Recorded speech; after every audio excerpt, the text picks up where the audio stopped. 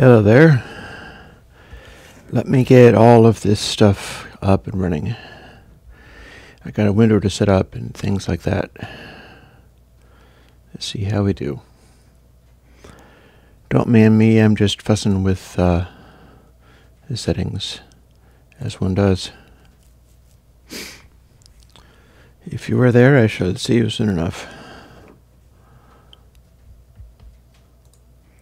Let's see. Oh, it claims to be music live streaming. That's not true. Let's fix that. It'll take me a moment. And I got some observations and remarks. Somebody was asking about what a DJ isolator is.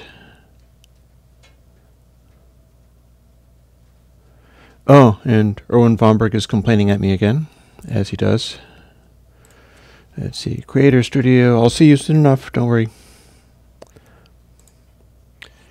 Live streaming.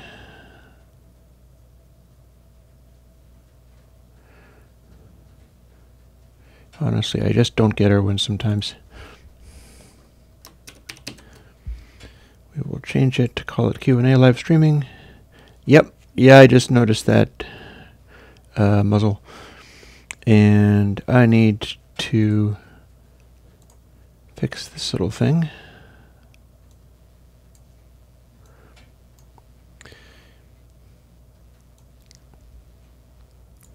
It's going to look a little weird while I straighten it out.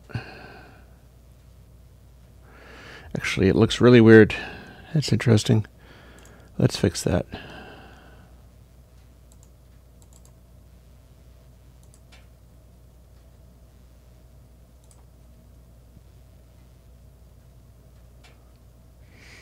That's not going to be the right thing. Yeah, of course I'm troubleshooting. Let's see what we got. Ta-da!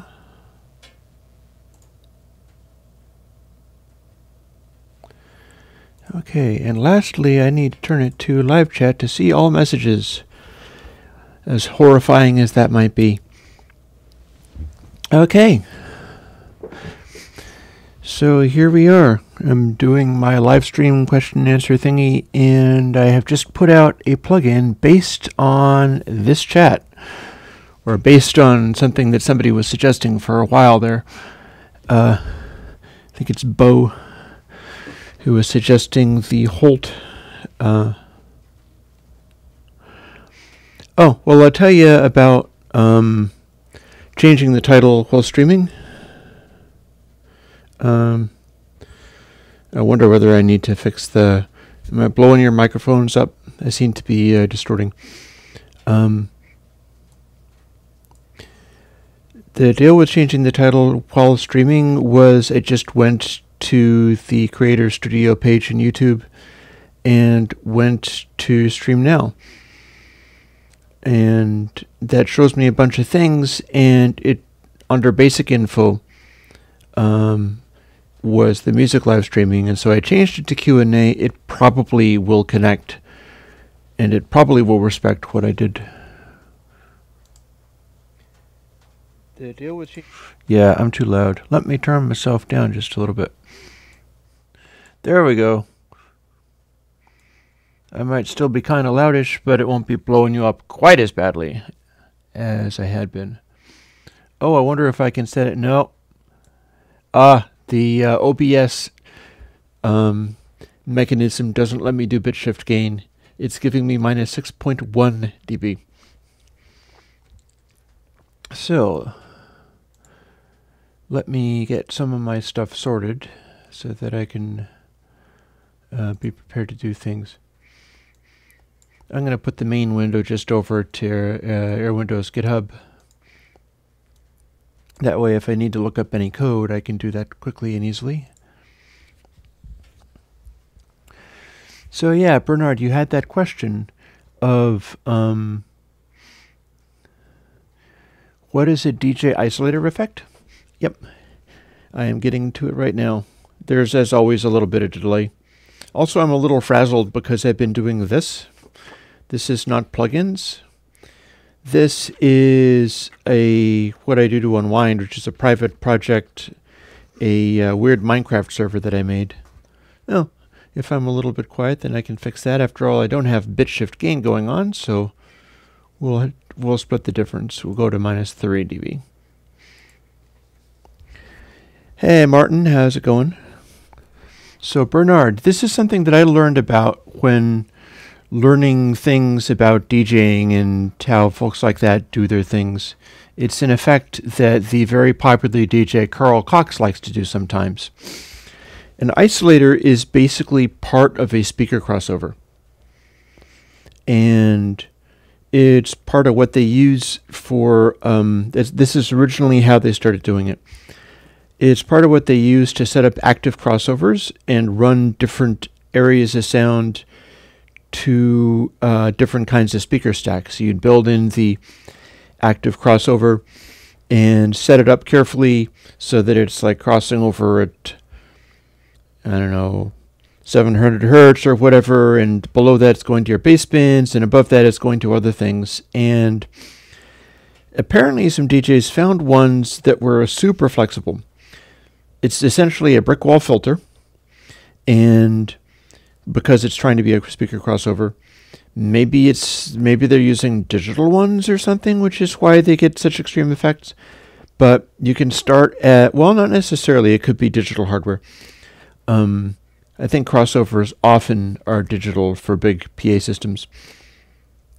And you can start at 20K or whatever, and turn a knob and drop it down until only the subsonic frequencies are left. And this is a DJ effect. It's something that folks do like that. They will have their housey, techno-y, disco type stuff raving away, and sort of break it down by going, and there's nothing but low frequency sounds, and people are like, oh wow, it's still quite loud, mind you. And then you start raising it, and it sort of bursts forth. So when I say DJ isolator effect, what I refer to is the way that some folks like Carl Cox like using one of those controls where they're like, and it drops down and only bass is left. As it happens, if you set it up right, Holt is extremely good at doing that effect, because you can set it up to resonate slightly or have a release. You'd want to use 4 poles for the proper effect that way, but you can swoop it down until only subs are left, and it cancels everything really well. And then you use the control, bring it up, and because of the way the algorithm works, it even resists zipper noise in your control, so it's just very smooth. Or you can zip it to 1.0 in one click. And the neat thing about Holt is that as you bring it closer to high frequencies, the resonance and the filteriness of it has less and less to do with the sound. It really goes to a nice, clean, dry signal when you bring it up to 1.0. And there's pluses and minuses to that. It's like if you wanted a crazy kind of flangey sound or a really intense, resonant peak way up in the high frequencies, then Holt doesn't do that by itself.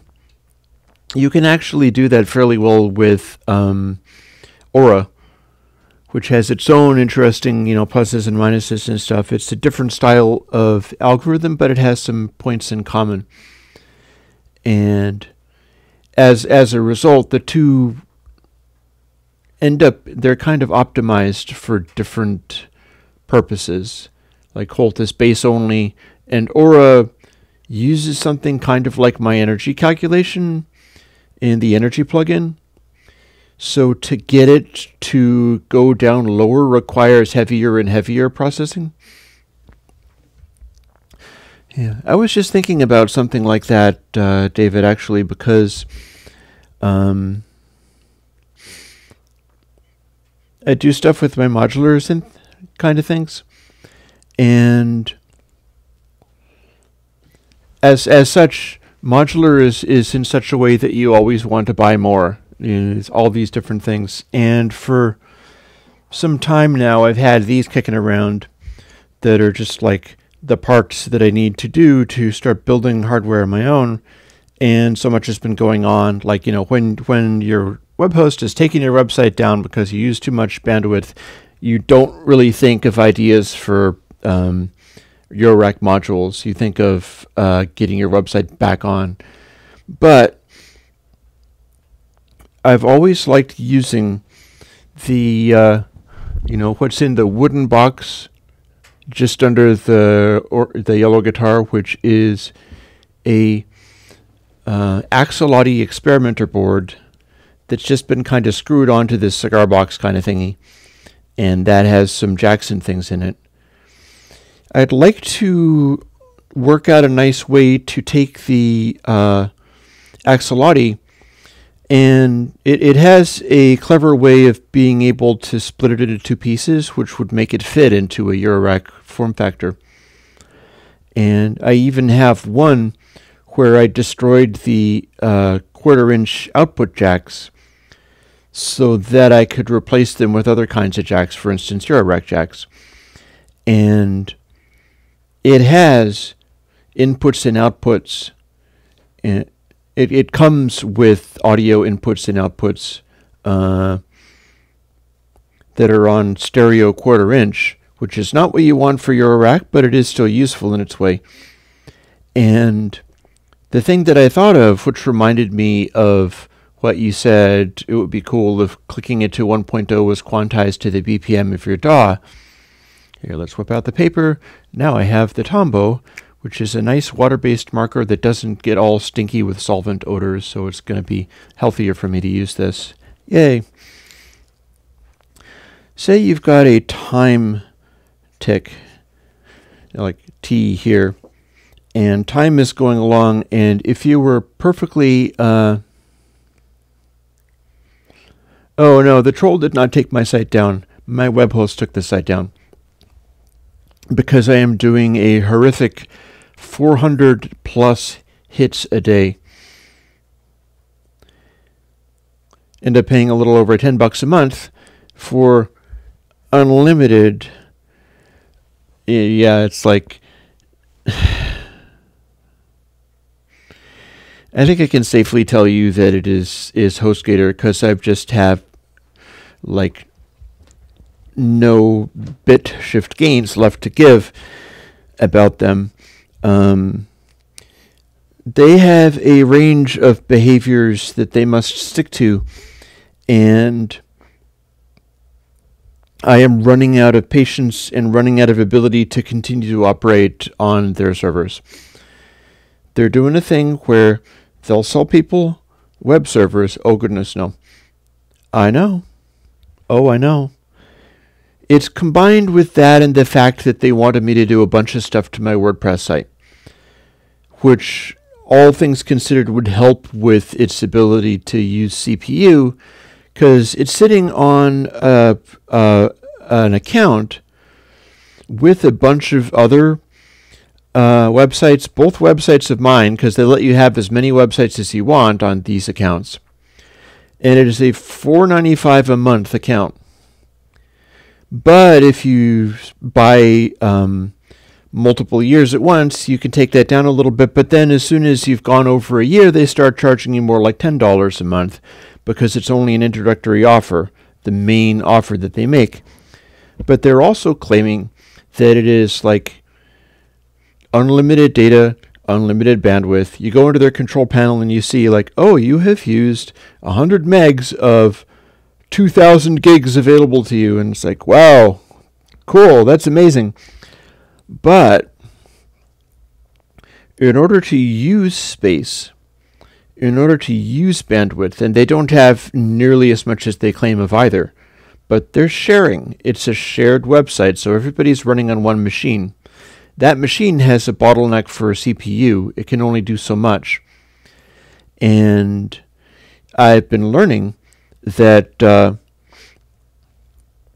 if you have this baby server site that is a shared hosting thing, and they start out at $4.95 a month, in some ways that should tell you already that you can't be on that for a real server. in some ways that should be telling you immediately, like the cost and what they're claiming, that you can't actually get that from them. It's just that all the other web server people claim the same thing, because people will normally jump on that and they'll be like, oh wow, this is my amazing website, and nobody actually cares. This is like society, and the way our wonderful capitalist system works is that you have all the opportunity that you could ever wish for, except for it doesn't actually mean anything, because I'll show you. It's YouTube that makes me pronounce that carefully, because YouTube thinks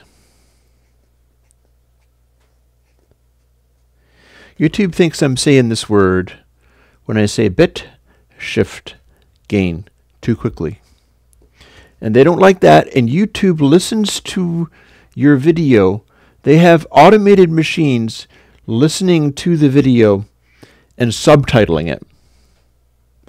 And if the YouTube, remember this is Google doing all this, if Google has a machine listen to your music, automatically translate it, subtitle it, whatever, and they hear what they think is a naughty word, they will like demonetize your video or whatever, because they're like, oh, our system says that you were saying the naughty word, F word, things like that, all that kind of stuff. And let me see now. Let me follow some of these things, and then I'll get back to the question about the quantizing, because that's a cool idea, and I've got a variety of ideas on that. They are not necessarily, it is pretty funny. It's like Skynet is punishing me. Skynet is trying to listen to my videos, and it doesn't speak English as well as it should. And I could appeal if I was doing like 10,000 video hits a day. Air Windows on YouTube is not big enough to appeal these things yet. So I don't know. I mean, it could get to the point where I can actually deal with YouTube and ask them to do things like, please have a human review this. They still kind of won't. But for now, it's like I can only work with their automated systems the way they work. So let's look at some of these comments as they go. 400 hits a day is not much unless you're on a shared web host with 5,000 other servers, each of which get 1 hit a day. Because it's like you're paying $5 a month to get into a web system that is expecting you to be one of the 1 hit a day guys. And you probably don't have enough content to come up with to really endanger their service as far as the amount of stuff that you're uploading to it.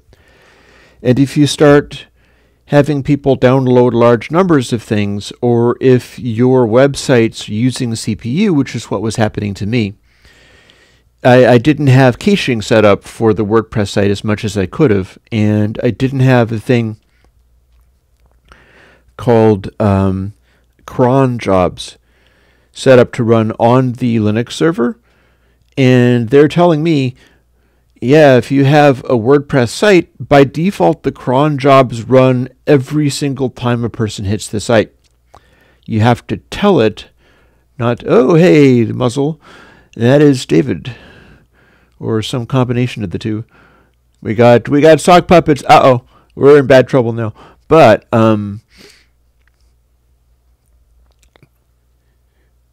HostGator had a number of concerns about my website running a lot of code and doing things. And basically they made me fix every little detail that they could think of that was harming their servers by running CPU on them. CPU that I was paying for, but I was paying pennies, so it's not really fair. Before they would let the websites go back. And then they waited around for an extra day just to make the point. And the point is taken, believe me. The point is... Oh, David, don't do that to me. Don't do me like that, man. David was sending me private messages saying, why don't you know, David? All caps and stuff, and I thought he was really honestly freaking out. I'm glad that you're not. I'm glad that you're feeling okay, but don't do me like that, man. I take stuff literally. If you seem upset, I'm going to assume that you're upset. And I'll be genuinely worried and wanting to make it better. So Careful with the sarcasm and such. Now, let's see. So that explains why 400 to 1,000 hits a day, because it's getting close to 1,000. I really had to update the website, and that will come in handy when I'm running another website where I'm paying more directly for the bandwidth that is being consumed, because then it'll matter to me rather than some toy site vendor saying, oh, hey, yeah, $4.95 a month, and you can have unlimited space and unlimited storage and unlimited everything, and you know it's a lie, but everybody else is lying the same way, so they almost have to. You know, I feel badly about it. I hate to slam them for that because it's not fair, because all of their little competition doing other toy website kinds of things are making all the same stupid claims. And it's just this race to the bottom stuff, kind of like what's been happening in plugins. So I don't blame them for that. I don't blame them for saying, well, actually, it's not the bandwidth. You can have all the bandwidth. It's just that you're running more CPU on our servers. And we never said anything about CPU on our servers. Really, it's kind of this. It's not the storage, because I'm not using that much storage, but it kind of is the bandwidth. But it's also the CPU on their servers. And Air Windows has to move to a real web hosting situation that will hold me more responsible for paying for bandwidth that I use. Like, they'll set it up in such a way that it'll probably kind of meter the bandwidth, and the site will grind to a halt. Oh, no. Don't worry about asking if your brother's web server has space out of your mom's house. Oh, my God. The Minecraft thing that I was telling you about, that I was making these notes on, it's kind of a fun project. I'm kind of spent after the week that I've had, so I'm kind of burnt. You'll just have to deal with me ranting and raving about these random things. The Minecraft server is literally running off of a Linux laptop that my brother Dan, because I have a brother Dan too, my brother Dan gave me. It's sitting under my record racks over here. In fact, I'm feeling so. Want to have a look at my room? Anybody say yes? We can have some fun with this, because this camera can be moved. It's bobbling around as we speak. Who wants to see the rest of the room? I am waiting for the response. I'll show you the piece of furniture that the Linux laptop running the Minecraft servers is under. I've got about 8 of them, but some of them are not running at the moment. So I'll keep an eye on that if people start talking about that, because I know there's a big lag. So Colonel Porridge has a question. David totally wants to see my room, and so does a bunch of people do. Colonel Porridge says, is there any instance in which I would use a GUI for one of my plugins? As a matter of fact, yes, but I don't have the framework ready for doing that. To do that, I would need to have the whole Cocoa-based audio unit interface, and also have VST GUI, which is a very normal thing. I mean, that's not special. It wouldn't need me to upgrade anything. I wouldn't be using something like Juice for it, because that is portable to lots of kinds of plugins, but that requires much newer computers. I'd be doing like your basic bog standard VST2 GUI and basic bog standard Apple audio unit with Cocoa display, and it would be less efficient, but there are things that I would use, especially in the way of like displays and things, because that loudness stuff that I did does include and no, if there was a GUI thing, it would not cost any more than anything else. Oh, corner floptuary. Yep. Behave. If you start spamming, I will just fade the window out. So let's take a moment and show you guys some things. Ooh.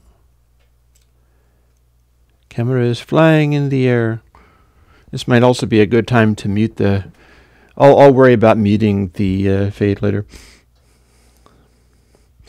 So, that thing with the records, you know, My Mother's Invention and Morrison Hotel and Pink Floyd, Jethro Tull, AC/DC, Gary Newman. Underneath that is the laptop that's running a Linux server. It's not big enough to run websites and things, but it's fun. It's just for me and my friends and stuff. There is an S10, which is part of my music playing system. And you can also see the lighting for my setup. It's actually built into tubes that are attached to the wall. My wood stove. And the mixing console that I got is a Roland M16E. There's a couple of Effectrons. I've mentioned how there is actually a way to do Effectron-like stuff in DIY these days. And there's my keyboards, and they're largely superfluous giant purple dinosaur Kurzweil. And in the mirrors, you can see how the light is being held up, most likely. It's got that bracket kind of thing going on. And if you can see yourself in the mirror, you can see just in the distance there that you're a Logitech webcam with Rainbow Dash sitting on the back, because if I'm making my videos, I must be able to smile at the camera. Perhaps not smile at this fellow, but whatever. Are you the same guy as last time? You ended up being nicer last time. I don't care. I'm not USA. I'm Chris from Air Windows.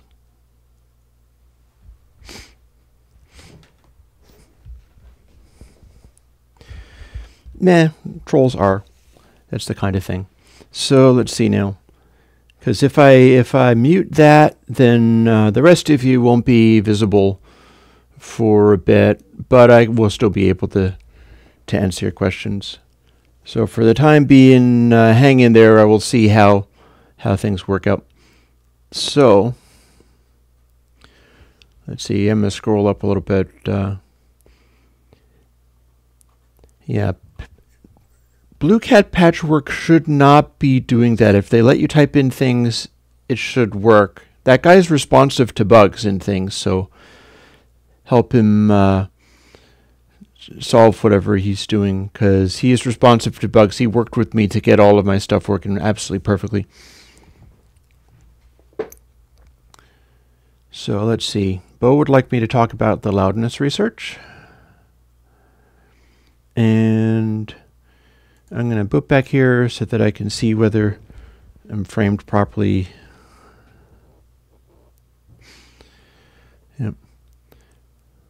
Yep, I'll talk about that. Oh, so Mr. Cyrillic Dude, check this out. So we're going to leave you on timeout for a second, but there were a couple of things I wanted to talk about, and one of them was David was asking about quantizing stuff to a time. So I have this picture. Supposing you're having a timestamp and you're going through these and you're supposed to hit a key, play a note or something like that, and you'd like to quantize it to the time, but your response isn't necessarily going to hit that perfectly. You'd have to be a really good player to do that. You're going to come down there or there or there.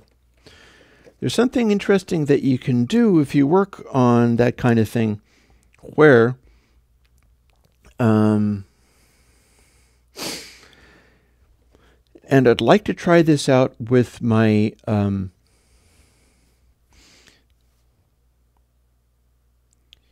music platform thingies, the Axolotl experimenter board. So the thing about it is it should be possible to kind of buffer this area.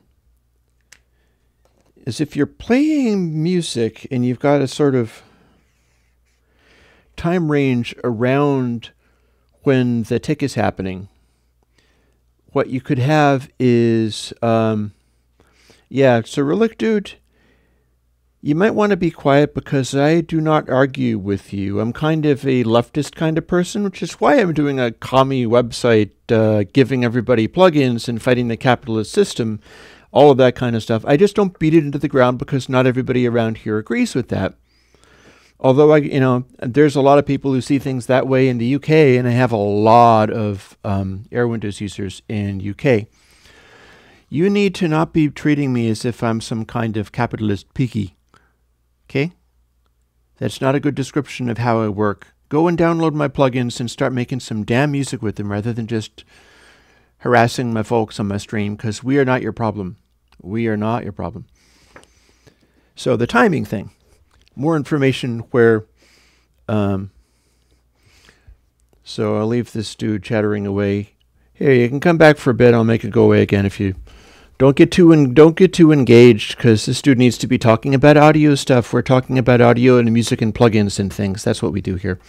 It's not about where people live. That's a bad question from a troll. So, you've got a range around the tick of where machine-wise everything would be happening. And the funny thing is, if you were using MIDI sequencing, each individual note is going to have to come at some slight delay because the note on messages can only be sent one at a time. But how this works is as follows. If you hit a note and you played it there like you were ahead of the beat, it's possible to delay that in the axolotl and have the axolotl play it exactly on the beat. We all love stupid plugins. I've made some of the stupidest plugins you could imagine. So, if you were playing everything ahead of the beat, okay, now you lost me. Goodbye. Back to talking about audio things. As long as things don't get too busy, I can still see the real comments even when you're hidden. It's just that, we're not gonna get into this. If YouTube is not nice enough or self-controlled enough to have a window open on the screen, that's just the way it's going to have to be. I'd prefer to have the window on the screen. I would prefer to have remembered my glasses for this, but it's been an insane week. If you're having your stuff get quantized into the axolotl and it's playing stuff on the beat, anything that you hit that is early can be delayed and played exactly when that begins happening. If you play afterwards, also, troll guys, the amount of delay on this chat is so huge that it's useless dealing with it at all. I'll just try to look for real questions, and that's more or less what we're going to have to do. The having the window open, although it was nice for a time, doesn't look as if I think I can continue it. No, axolotl is not necessarily a guitar MIDI thing. Axolotl, here, I'll go and get one. I got one up here. I wasn't showing it, but I got one up here.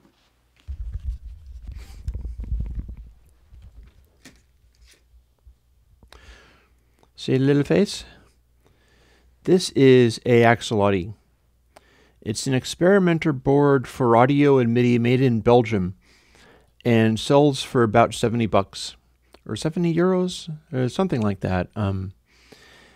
And as you can see, it's got guitar style ins and outs, but they're in stereo. It's got a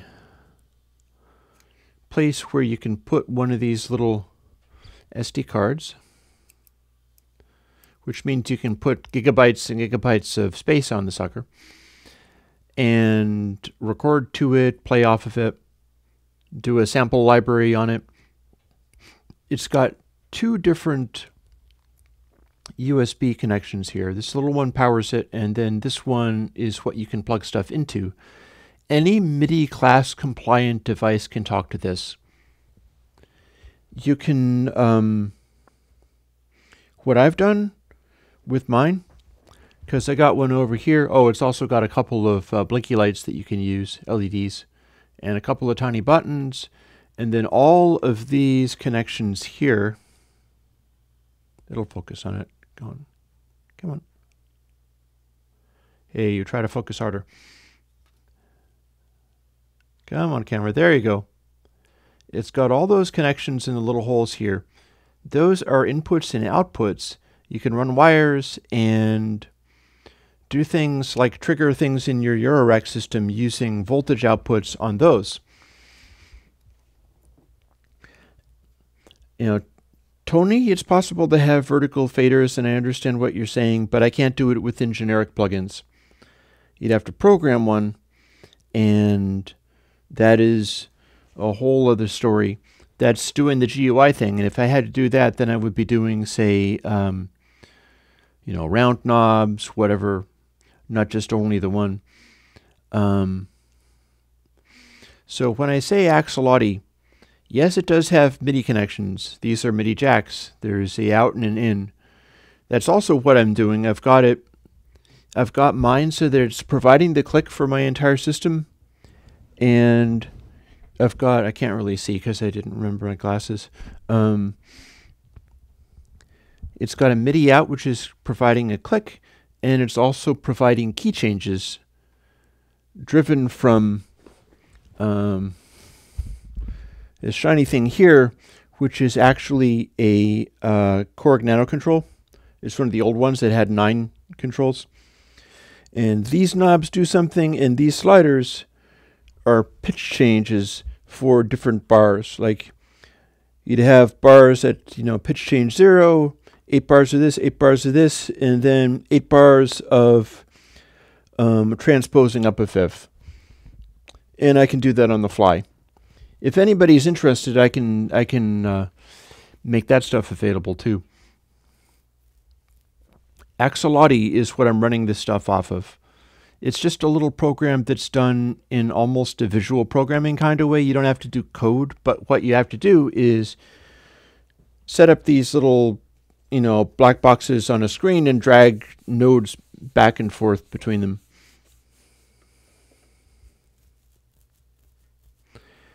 Man, I can't tell what the troll is on about anymore.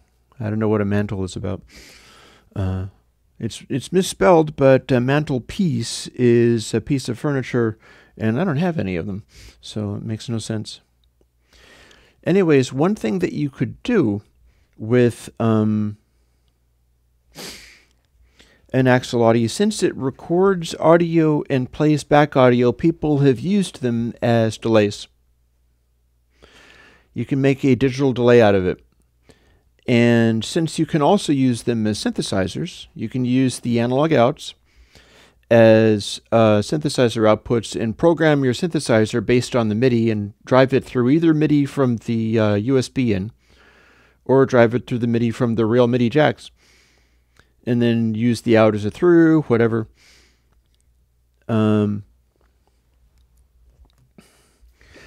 That means you can do stuff like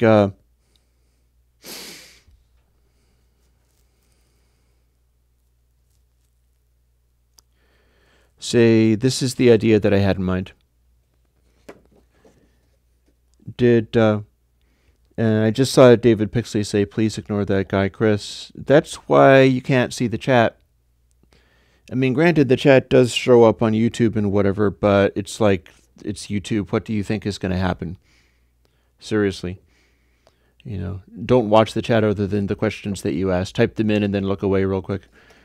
Because YouTube's gonna YouTube. What are you gonna do about it? This fellow is using the heights of American capitalism as hard as he can. Go figure. Whatever turns you on. So you could quantize MIDI input by playing notes, and if the note happens too soon, you save the note and play it when the timing is on. If you happen too late, you can't actually delay that to the next one because that might be a long time ago. But the thing is, if you were going to quantize stuff, it's probably useful to delay stuff that is too early and leave stuff that is late, because getting swing and human feel into music is not so much randomizing it like crazy. It is about placing stuff around the beat in interesting ways. Now I'll show you with another picture. So say here is time. There's a beat. Let's draw a picture of Sgt. Pepper's Lonely Club's Sgt. Pepper's Lonely Hearts Club Band reprise, the drum beat that leads it off, because I've paid some attention to that as far as how that's done. That's one of the high points of Ringo Starr's playing during his entire career. And I'm probably going to set some of you folks, remember how I said that if people backed me on the Patreon to a certain level, I would set you up with things like being able to be a mod? If you would enjoy it, I can set some of you up with netcop duties, and if it would be fun for you to play whack-a-mole, yeah. Is there DSP on board the Axolotl? Yes. There is DSP enough for it to be able to handle like 44.1K 24-bit audio. This is a seriously good board. Or 96? I don't remember. It's a very good board. You've got a lot of stuff going on with it. And if you search for Axolotl, it's spelled like this, it's pretty easy to find. Because the only other kinds of axolotl are the weird little fish. They're a sort of fish. So, time goes this way. As you hear Ringo start to lay down a beat,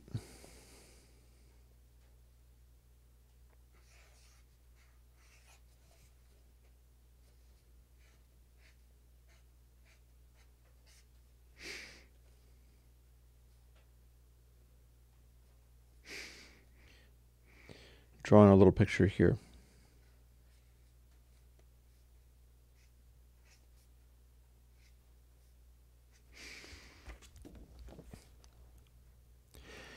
Kick drum is coming in front of the beat by just a little tiny bit. His hi-hat is lagging somewhat, although you can also consider that to be the beat. And then when he hits his snare drum, it is well past the beat. It's well past the hi-hat. So when he's playing this stuff, with drumsticks, the kick is coming in a little before the hat does. You can't really see it, but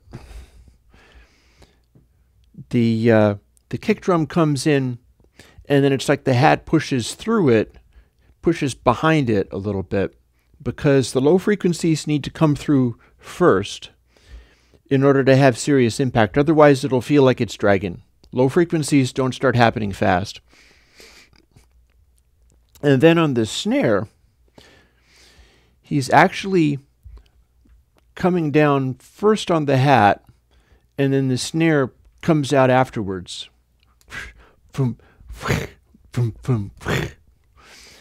And that is key to timing on grooves and things, is being able to pick what's going to come in first and what's going to come in later. Now, if we go back to my picture of time and how stuff goes to, it goes to the beat, and if it's early, you save it until it's on the beat. As you can see, if you've got a delay, well, some of this stuff is supposed to have a delay.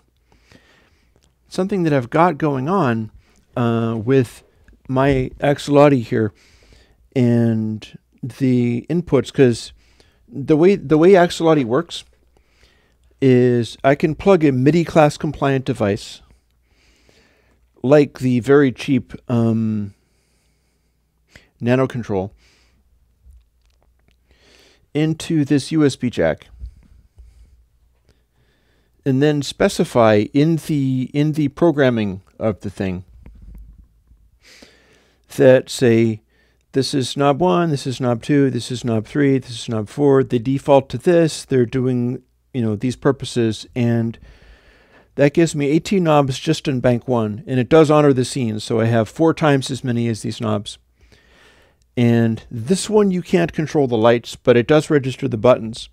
So all the buttons work. This stops the MIDI sequence, and this is supposed to reset it, but it wasn't really working properly. And I have snare swing on a knob, and that's nothing but a delay that applies to one of the outputs on the axolotl. Like the axolotl is doing a MIDI clock output, which is what some of this stuff runs off of. And then all those little jacks are things, 2 of them are CV outputs, because I do have a couple of outputs that you can get a voltage off of. So those are useful for notes that aren't too high frequency, because it won't go up above like 3 volts or so. But running 3 volts or less into a lot of Eurorack stuff means that you can still do bass notes just fine. It's just going to limit how high up you can go, because you have to go to the full Eurorack voltage scale in order to play the high notes by triggering them directly with the note per octave thing. But a lot of those are just trigger outputs. They go to a click, they go to positive every time the tick comes around. And I got one marked K, which is a kick drum. I've got one marked BBB, because that's the trance thing of kick, bass, bass, bass, kick, bass, bass, bass, kick, bass, bass, bass. You get a psytrance track, and it'll be doing that all day long. Like some of those, that's all they do. And so I have it set up so that it's doing triggers for each of those things. It'll do a trigger, and then it'll do the bass triggers, 3 of them, and it'll leave out the one that's on top of the kick. And right next to it, I have a 16th note, which is literally all of them combined. And an 8th note, which I don't use as much. And I think below that is, I've called the back. And that is beat 3. Like kick is beat 1, then 2, 3, 4 is the baseline ones, and snare would be on beat 3. That's the one that I have set up with the swing control, and it's just a pulse delay. It can go down as little as like 3 milliseconds and up to pretty much however much I want to delay it. If it delays too much so that another click comes through, it'll just mute itself out, assuming you don't tell it to do something else. I've also got a gate length control on there. So that does the same thing that I'm talking about here, where all of my things will be coming down on the click except for the MIDI stuff. Since I'm sending MIDI notes, all the notes have to happen a little bit afterwards. And then I can tell the snare drum to be slightly hesitated.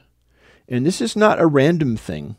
This is not like human feel means randomize it. Human feel means when Ringo is slamming down a backbeat for Sgt. Pepper's Lonely Hearts Club Reprise, the snare hand is coming down a little bit slow, which is kind of weird, because if you're actually playing drums, that's not natural to do.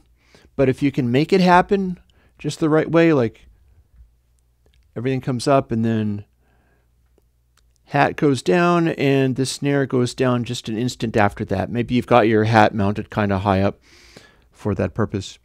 That'll cause a bigger sounding, more in the pocket snare drum, because you don't necessarily want the snare drum to be like military intense, super tightly regimented. It's not really about that. Let me see whether I can fuss with this. Yeah, check out how ugly my little chat is. We'll go back. We've got a bunch of mess in here. If we ever end up being able to solve that, you can have being visible in the stream back. And I would not be surprised if the Beastie Boys sampled Sgt. Pepper's Lonely Hearts Club Reprise, because it's one of the greatest backbeats ever. And if you learn how the timing works, you can easily tell, like, this is not about the timing being perfectly metronomic, even if he was trying to be very accurate, so that Paul McCartney wouldn't, there's that famous saying. Somebody asked John Lennon, "Is Ringo the greatest drummer in the world?" And Lennon's like, "Ringo isn't even the greatest drummer in the Beatles." And I think he was wrong. He meant Paul McCartney. And Paul McCartney is a hell of a good drummer, but there is something kind of special about what Ringo was able to do. Mute Tourette's is suggesting top chat. Let's find out whether that does anything. Yeah, I'm not personally blocking, because that would just get into whack-a-mole zone. But let's see what it does. We'll do top chat and see whether it does anything. If nothing else, it might force him to stop doing all caps. I bet that's probably part of what top chat works like. And yeah, the Beatles did not use click tracks, but Paul McCartney's sense of time was so good that he was like a human click track. There was a time, and I'm not saying because I was there. I was not. I was actually born in 1968, pretty much the day that they were recording Don't Pass Me By for the White Album. But there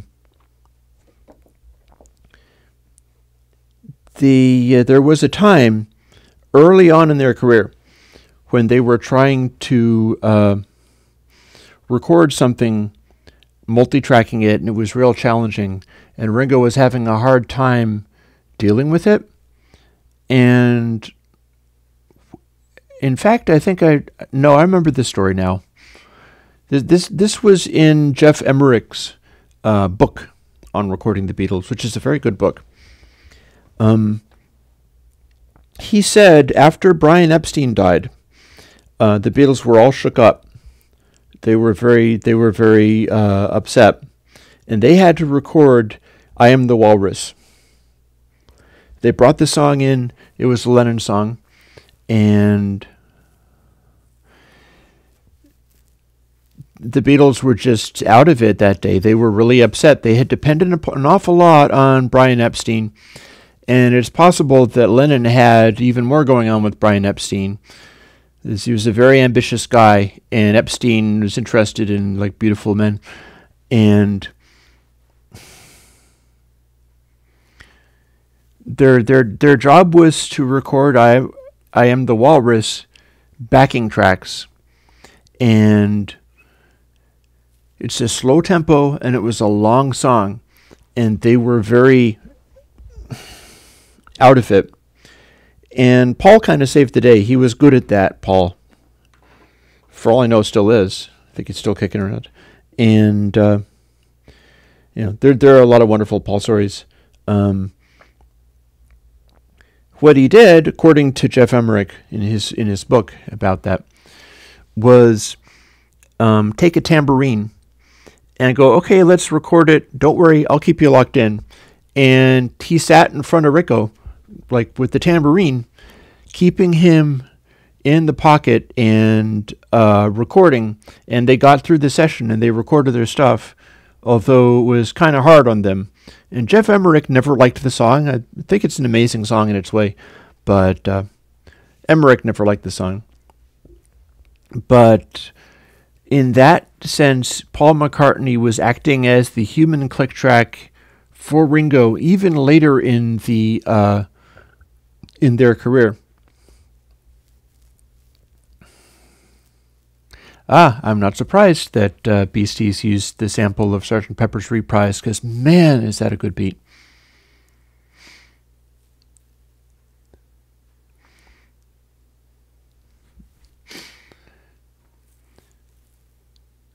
So yeah. See, one of the things I was thinking about, and I never got around to saying anything about this, Also, I swear to God, I have to work on my lighting situation. The reason that I turn into a white glowing neon ghost is I got a window right here. And it is blasting me with daylight, so that's something that I might end up working on at some point. When you're doing this sort of thing, it's like you put out free plugins and then you have to work on a lot of web support stuff, because in web support, otherwise, if you don't do that stuff, your web host yanks you off the internet just when you need to be putting stuff out. And in terms of the video type things, I can have my video and my lighting and stuff, but then if I have brightly glaring daylight windows, it blows my lighting situation up, and the camera is just not good enough to deal with it. So these are the challenges, you know. Yeah, I know, I gotta shades. I need shades. I normally don't like them. I was using the here, I'll show you what I do. I'm going to have wacky little videos until things settle down and become more purposeful. So this is what my window looks like, and you can see that I got some of that vinyl window stuff. It looks a little bit like rice paper, which is what it's supposed to look like. And although I am not leaving the windows so wide open that I just have random people staring into my place, I do like not having big curtains everywhere. So one thing about it is that I'm paying the price now as far as having blindingly bright daylight going on. And although light is good for video, light this way is not good for video.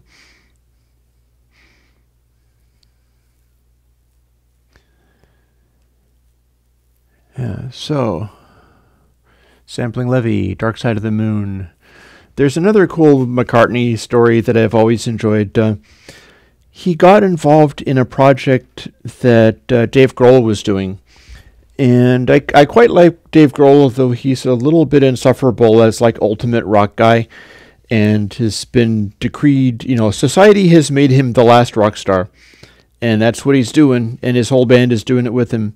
And most of them, you know, possibly not Pat Smear, because Pat Smear left that band and could perhaps do it again if he gets frustrated. But most of them are down with being the last surviving rock stars in a sort of zoo, in a media zoo. And Dave was doing some of his, he does lots of documentaries on recording studios, and he was doing some of those things, and he got different, you know, rock stars in to perform on his songs, and he brought in McCartney for one of them. And they tried to do something that was a little helter-skeltery, which I don't think it really quite came off quite that way, but then you wouldn't really expect that of, you know, multiple kabillionaire guitar players and stuff. So they weren't under the pressure that they were when they were just starting out, let's just say that. But Dave had got a huge kick out of playing with McCartney. And McCartney was playing this goofy little electric guitar with the slide or something like that. And they were just bashing it out. It was a little sloppy, but they were bashing it out with enthusiasm. And Dave's over the moon. He's like, Ermagerd, I'm playing with Paul McCartney. What could get better than this? Mind you, he had Joe Walsh in another documentary to record a guitar solo, and that was epic.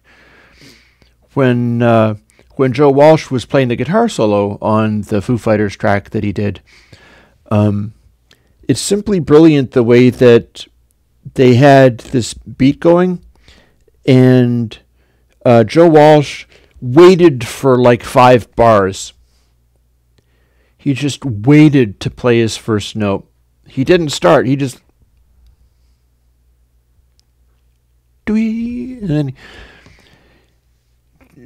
the sparseness, it's like, oh my God, It was amazing stuff. Now, what McCartney did wasn't so much, at least I thought, the playing the most amazing miraculous note in the world.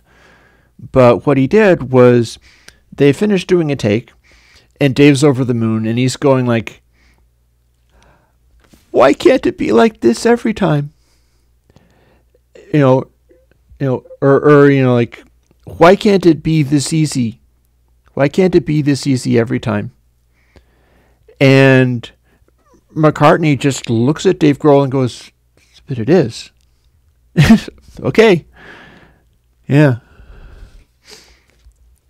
So, I did not actually complete my thought as far as using the axolotl for something. Here's what I was thinking of. Wouldn't it be interesting if you had a delay that was like a looper? And this would take it into a zone that was kind of like, it would take it into kind of a techno-y style-y zone, where you got your timeline, and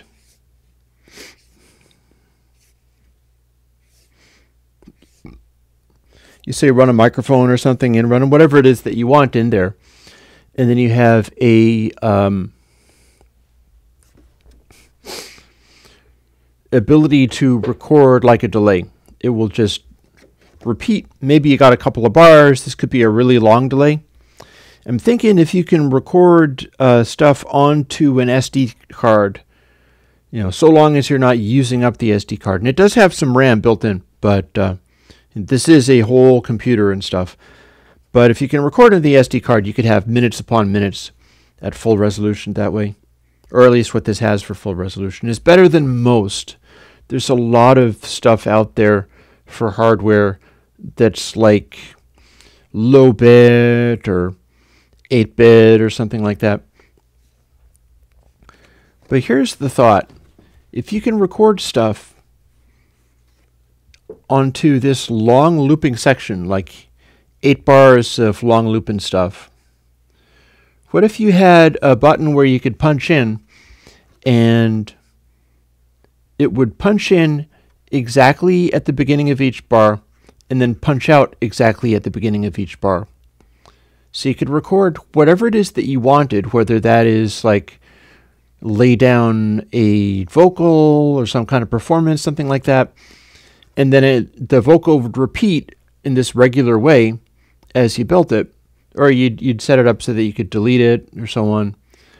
Or you could just sort of start singing a note, hit the button, and your note would go on exactly when the next bar hit, and would keep going until the next bar ran out, and then it would stop because you'd punch it out. It would be like quantizing the punch in and punch out on a continuous loop. I think that would be kind of neat, and I'm pretty sure I could do it with one of these. Again, this is Axolotl, which is sold by folks in Belgium. I think they actually got government support for developing it, which is cool in my book as far as I'm concerned. And it's very affordable, and it's very restricted. Like, if you get one of these, he will not give you one with like special jacks. And you can't get it unpopulated, like you can't get it without the jacks on it and stuff. It only comes exactly like this. So the secret to that is, if you need to make it unpopulated, if you need to have not all these connections and things here, what you do is you start taking apart the jacks that you don't want and destroying them right off the board. Don't bother trying to desolder them. Just like take the metal bits and twist them up and twist them around until they come apart, and then pull the plastic part off and then twist them some more, and then you can take the little stray bits of metal out of it. But doing that won't hurt the board or the traces. It just requires, the leap of logic that you can go directly after the jack rather than coming up with some way of heating the whole board up and removing the jack cleanly. You can take the jack apart bit by bit. So that's DIY type advice there for you. And you have to do that because the things are not designed this way.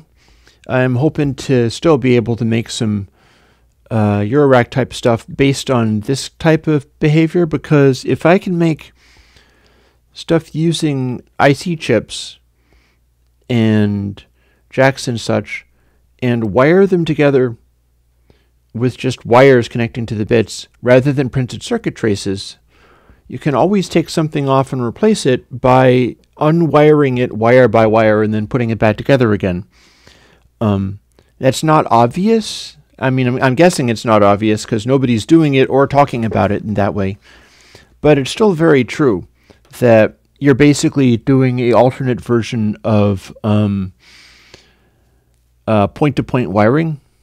And there is a movement out there that is called Right to Repair. And Right to Repair is all about this kind of stuff because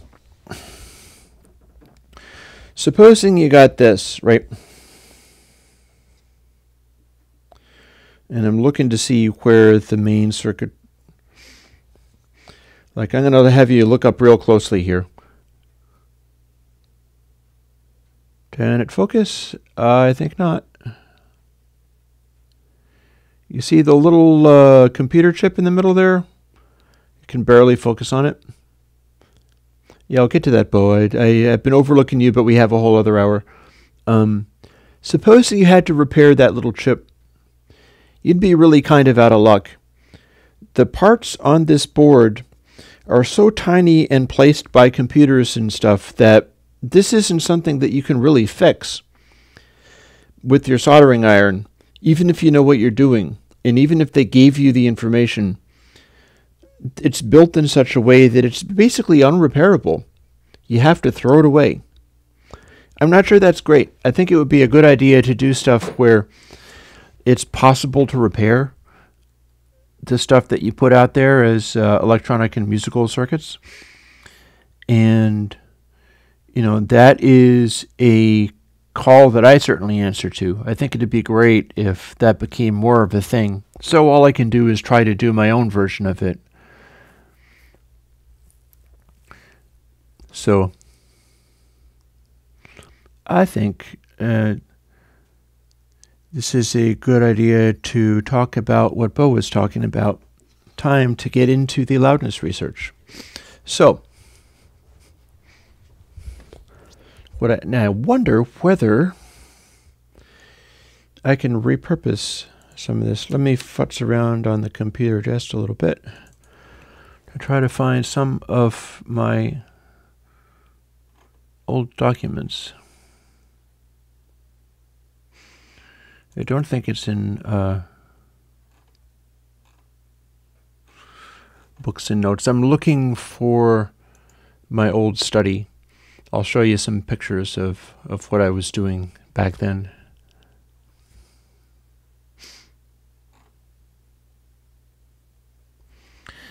I've got some water, Bernard. I'm thinking of other things. I'm not doing super well after all of this stress anyway, so it's like whatever. Once I'm finished with the live stream, I'm going to go crash. Where is that? It's not on library. That has a specific purpose. It's not on websites. That's my backups. I made backups.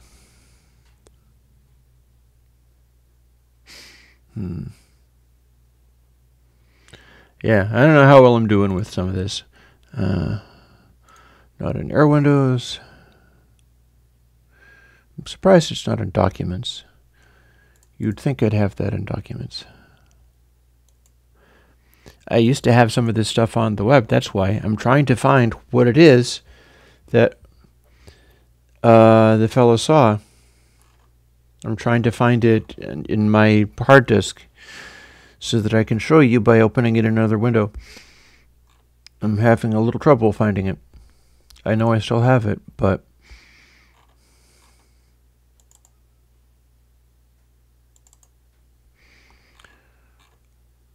Dropbox, nope.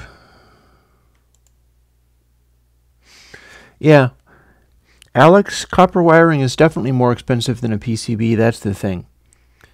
I mean, as you go from the old school building stuff up with big old heavy wires and things, which is like Jeff Emmerich's book. He talks about how when they went to transistorized mixing consoles, he didn't like the sound.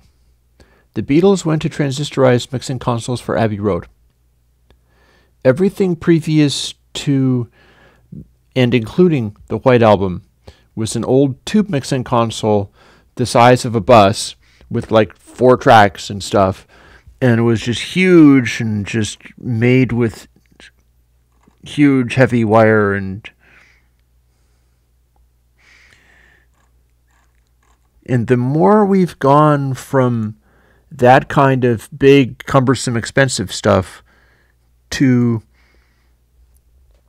made by computer, well, the more we've gone from that to this, where it's like just microscopic, the sound has gone away as well, because your full sound has to go through those tiny, tiny little traces through these miniaturized parts, and it doesn't work very well.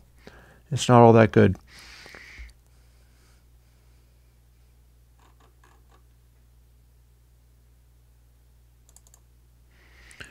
Let me see if maybe it's in Antiquities.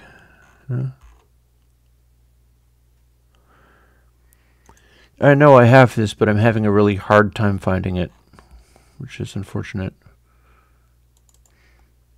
DSP coding? Nope. We'll get through. We're doing the best we can with all of these things.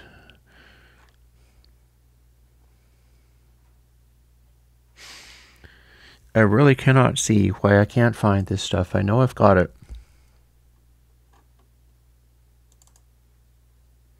It's not in my thing called Beetruid Posts. I had to get Beetruid back online as well. When the web hosting people took all of my websites offline for a day, they put it back up, and they put up Beetruid in a broken state because it needed to run a different version of PHP. And when they restored everything, they restored it and reset the PHP to, and this is a control that they themselves offered, but they reset it to the original version, so one of my sites died as the process of doing that. I do not get where this was. I really don't. I really don't get where this was. I had a whole thing called Evergreen 100 Hits is what it was called. Now it's starting to get to me. Now I got to find it. I'm going to let you see some of these images when I do find them. God knows when that's going to be. I don't care. I'll find it anyway. I don't even care.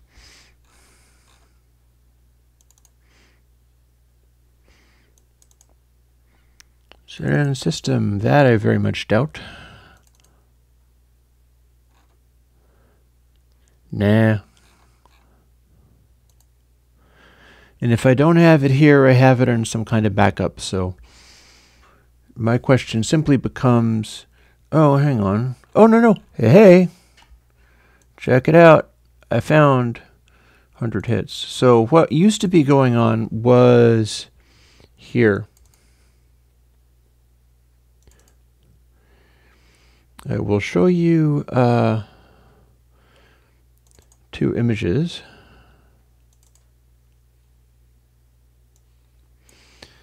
And in order to do that, I'm going to fire up another window capture.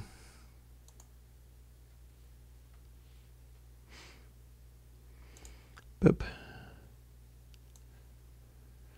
Window capture 3.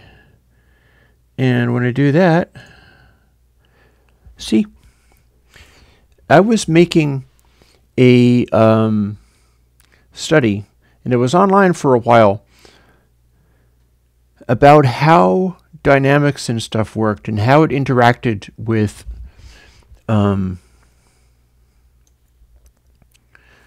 the way that records are heard. What you're looking at is the Beatles song, She Came In Through the Bathroom Window. And the gray area is RMS loudness.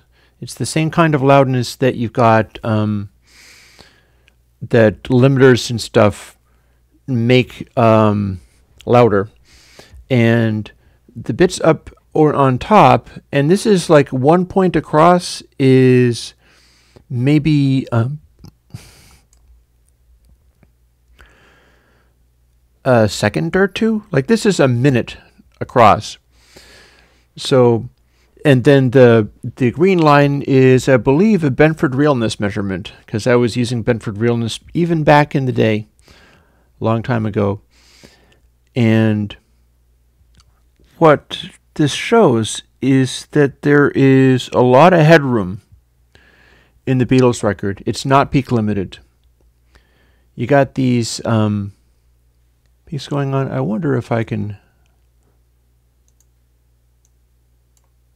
Yeah, I can highlight things with that. You can't see my cursor, but you can see that the area of peak energy is this big. Each one of those lines is, I think, either 3 or 6 dB.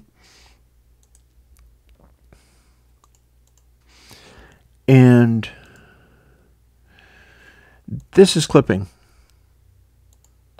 And this is way the heck below clipping. Now, by contrast, let's see, let me bring something else up.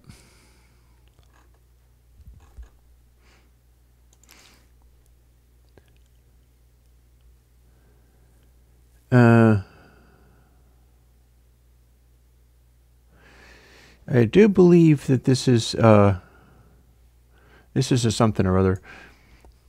Here, check this out. You also got, say, hang on.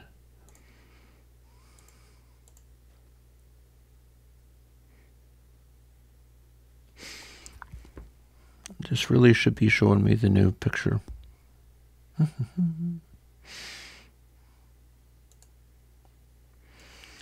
So I got this window. You're looking at the bathroom window dynamics picture.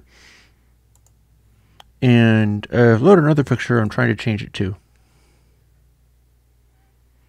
And it ain't showing up. I wonder if I can refresh. Let's see, oh, hang on. This is where you change it. Oh, mixed up. Don't worry about it. We're figuring it out. Check this out. Boop. This is a more modern track.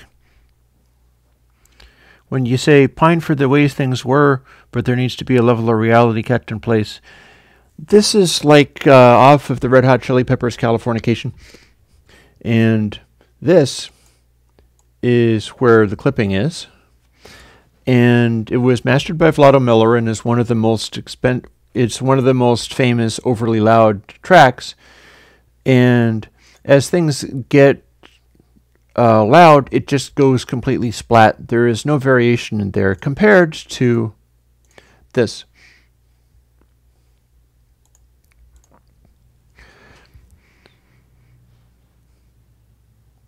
So, and I'll show you something else about that as well. Let me see. First, we'll close this and see what it does. Playing with these windows like crazy. I wonder if I can move this guy down. Or indeed up. There we go. So I can duck under the, hi there. Here. I'll make my chair go down. This is all the wackiness. I'll spend the last 40 minutes of the stream just relentlessly uncomfortable doing weird things and showing you stuff on the videos. Or maybe I can even, oh, yeah, I can move it a little bit. I'll have to do that over again every time I bring up a new one, though.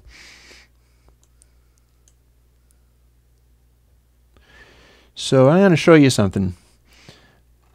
It would be, I think, let's see, Led Zeppelin? Not quite so much. I'm going to try to pull up a particular example. Maybe it's Led Zeppelin 2. Let's find out. Oh, no, that's a sonogram. I'll show you that in a moment.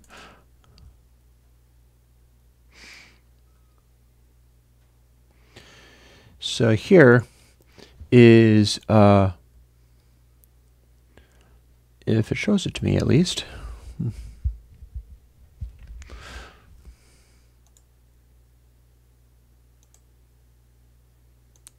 That's not there anymore.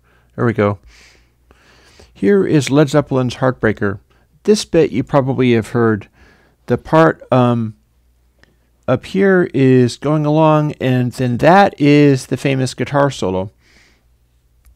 What you will find, yeah, the research isn't online anymore because I was trying to keep Air Windows operating as a plugins for sale sold through Kagi shareware kind of thing. And it wasn't helping me do that, and I wasn't operating on something like Patreon. Like, currently running the stuff on Patreon means that it's kind of like, if I do this stuff over again, it could even help. But back in the day, it's like it wasn't helping, and I had to come up with something that was actually making me money. You know, here's another track. Check this out. Assuming it brings it up.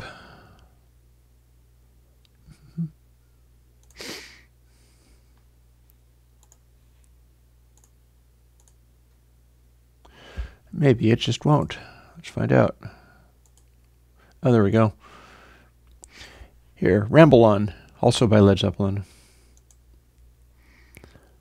What I was looking for was something that would demonstrate distortion, because what I was looking for was something to respond to David's concern of I like degrading or destroying sound to make stuff sound better. Because we have a range in here. Like, let me see. I'll pull up Taxman and Tomorrow Never Knows. And that'll be another possible example.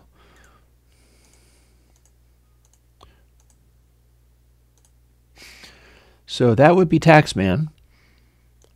And everything is slightly left heavy, I guess. The stereo of these is not necessarily great. It will go green for left or red for right with the RMS thing.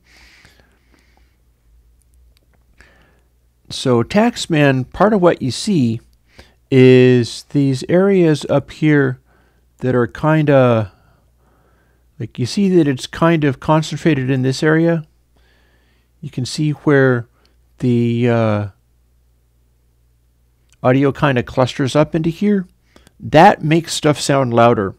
It doesn't all have to be slammed to the very top. What it has to be to sound just driving and intense and really solid is that compressing of peaks into a range, but it doesn't necessarily want to be a flat line. You want to have a certain amount of fuzz in there, and it depends upon what you're doing with it. Like, here's Tomorrow Never Knows. And on that, you've got a definite area where everything kind of concentrates. Some of the peaks get a little bit louder. There's a headroom of about 3-6 dB, something like that. But let's see. I remember how I said that it was like 15 to 18 dB down for most of the stuff. So let's count. Like 6, 12. No, I think those are 3 dB lines. 3, 6, 9, 12, 15, 18. Yeah, those are 3 dB lines. So some of this hit record stuff, and it's normalized to the hottest peak off of vinyl records in the condition where they sold the most when they were selling. Not that they aren't still selling. That's kind of the point. People got used to this stuff and got used to hearing it in this way, and it was appealing to them. So what having my chair this low is annoying me, so my head is now a chart. Ooh. The deal is that doing the loudness this way so that not everything is just clipped to the top of the space, but the peaks are from 3 to 6 dB down. It still has a loud quality to it, but it is more open and, more soothing, I guess, in a certain kind of way. I'm going to show you something else, seeing as that's what I'm doing. I wonder if I can... Oh, we were talking about Helter Skelter. Want to see the dynamics of Helter Skelter? That is a beautiful example of just this sort of thing. I got to fuss with it a little bit to get it to work, but boom. Check that out. That's Helter Skelter. Even back in the day. You know something? I'm going to move this down so that I can be seen. Well, I can kind of be seen over it. I'm on you. So, hard to do this. That's Helter Skelter. And you can plainly see that when it gets loud, it gets loud. Like, the RMS might not be that hot. This is like, let's see, 3, 6, 9. This is I think what they'd call a K12 max. That is the RMS loudness rating, or LUFS of minus 12 max, more often around minus 15. So it's not necessarily peak limited into oblivion. This is off a vinyl record, mind you. But you'll notice that all of the peaks are right up to the top, you know, even back in the day. This is showing the dots are peaks and the gray area is RMS. It gets darker as the RMS gets higher.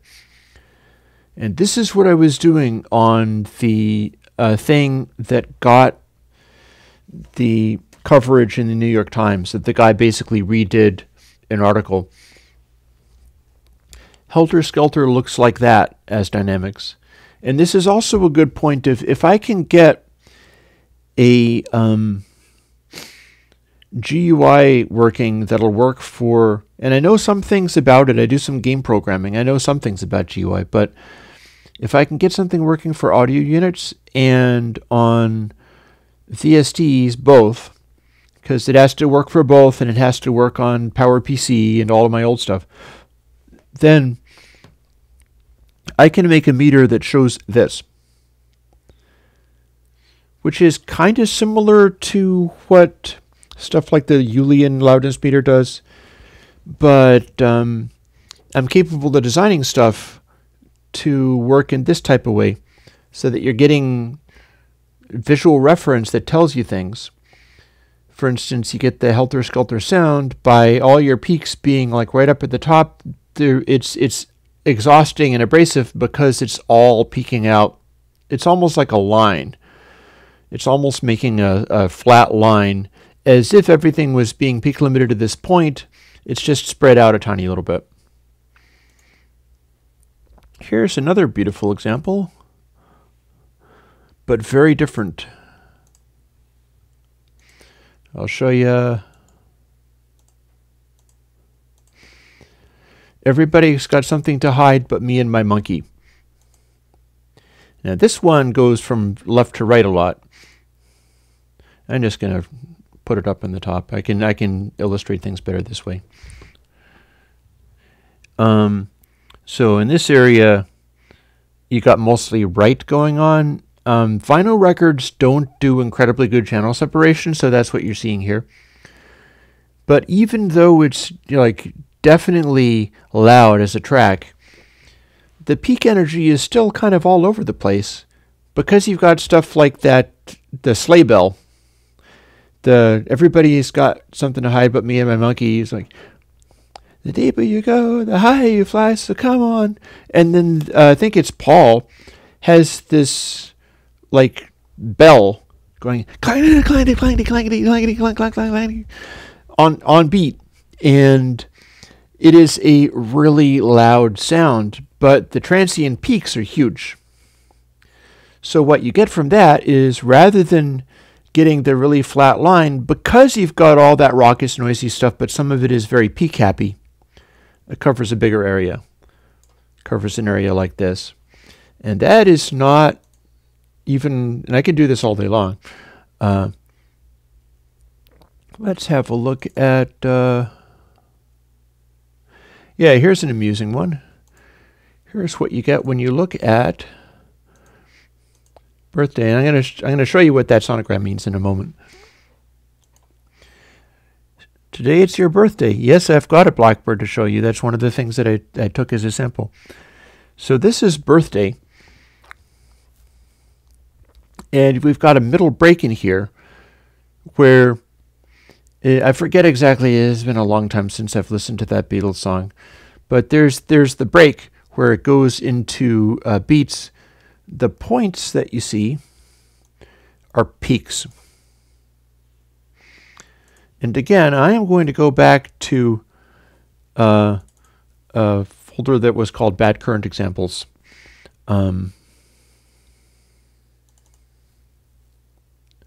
It's actually not a good bad example. That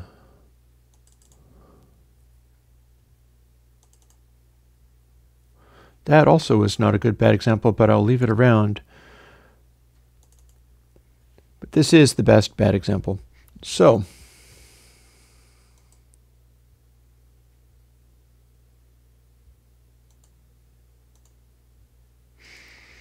I seem to be able to bounce over to there. And then I got this, and also over here should be, there we go. But you compare it with that, and each of these examples is different. Like,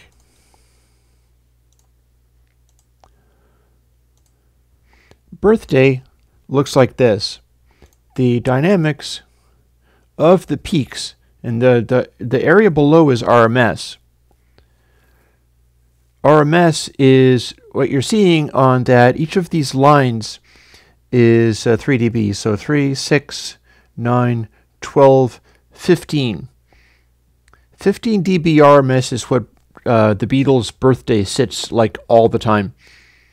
And the peaks do go up to the very top, especially in this section where it's like, I don't know, hand clapping or something. I forget what was going on there. But the band cut out, something else started happening. And as you can see, there's a lot of more space in there. And there's loud peaks happening, but it takes up a lot more range than the band section. And the band section is going, the peaks are in this area, which is not all peak limited. By contrast, we go to the classic bad example all around the world. And that is Red Hot Chili Peppers.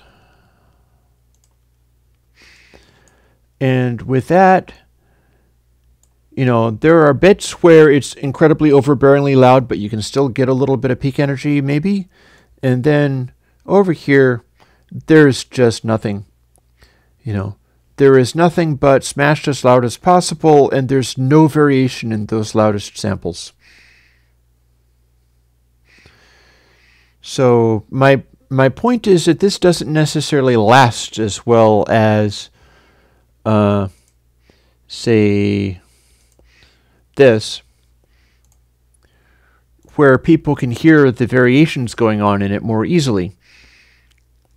And then the other example that I had loaded up was Kid Rock, Ba Wit Da Ba. They're doing this intro section. And that is kind of, the intro stuff is kind of like the old school classic rock music things going on. I'll show you. I'll show you as a sonogram because I have those two. I'm going to need to put these on the desktop because I may end up talking about these much more. It seems to interest people. And I have more charts to be able to use. But yeah, the intro to Ba Wit Da Ba is the spacious area that's kind of like those old Beatles tracks or whatever. It's got space in it. And then he goes, "My name is Kid," and it goes boom, boom, boom, boom. And his sort of squalling, piggy voice is going super loud and making the distorty effect same as if you had a bunch of rock and roll guitars. It has the same kind of densifying where the peaks land, because you want to have peaks landing somewhere, but you might want to have them smooshed together like this. It's like he's distorting his voice, and he might be distorting the microphone. And then as it starts going into the big bombastic type stuff, the reason it sounds so thick and full is because it's using more RMS than the classic rock stuff. But you'll notice he is still leaving some peak space. He's using the top 3 dB or so of variation, so it has a bigger sound than, say, the peak of the Red Hot Chili Peppers doing their hyper loud kind of stuff, where it just flattens out completely.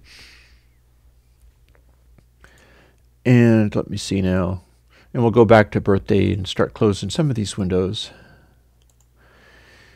I can do a request for some of these things, because a bunch of them I've got, like Beatles' White Album. I was asked for the dynamics of Blackbird, and I'll show you them.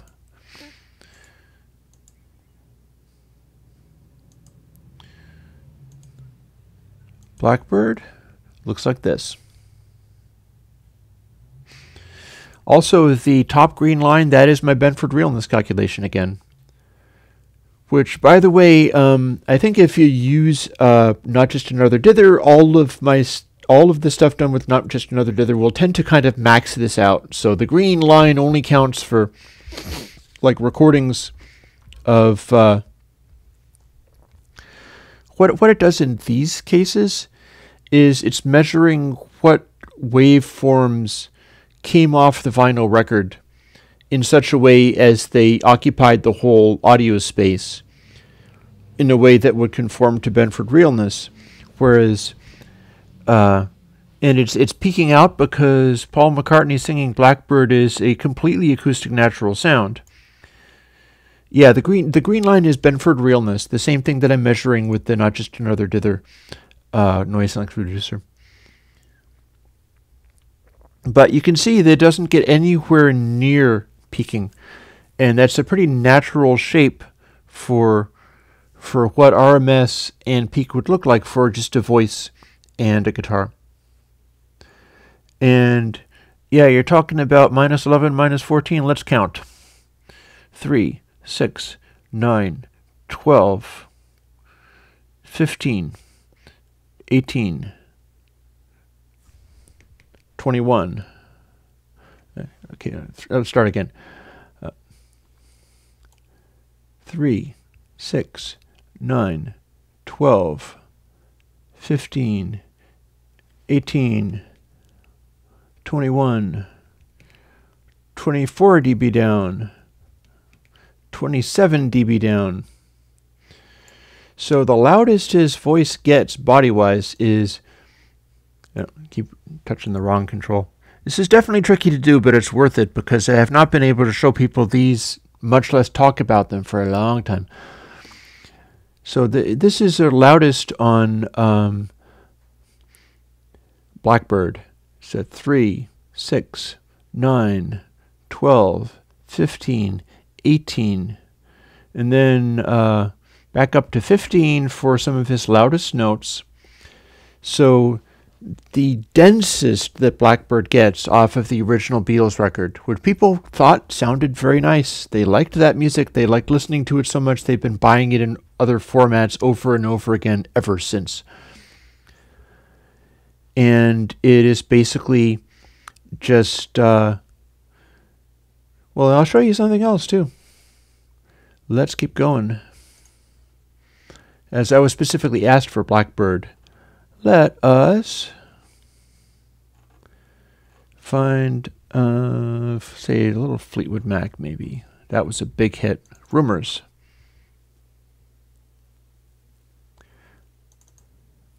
Get a load of this. This is Fleetwood Mac's The Chain.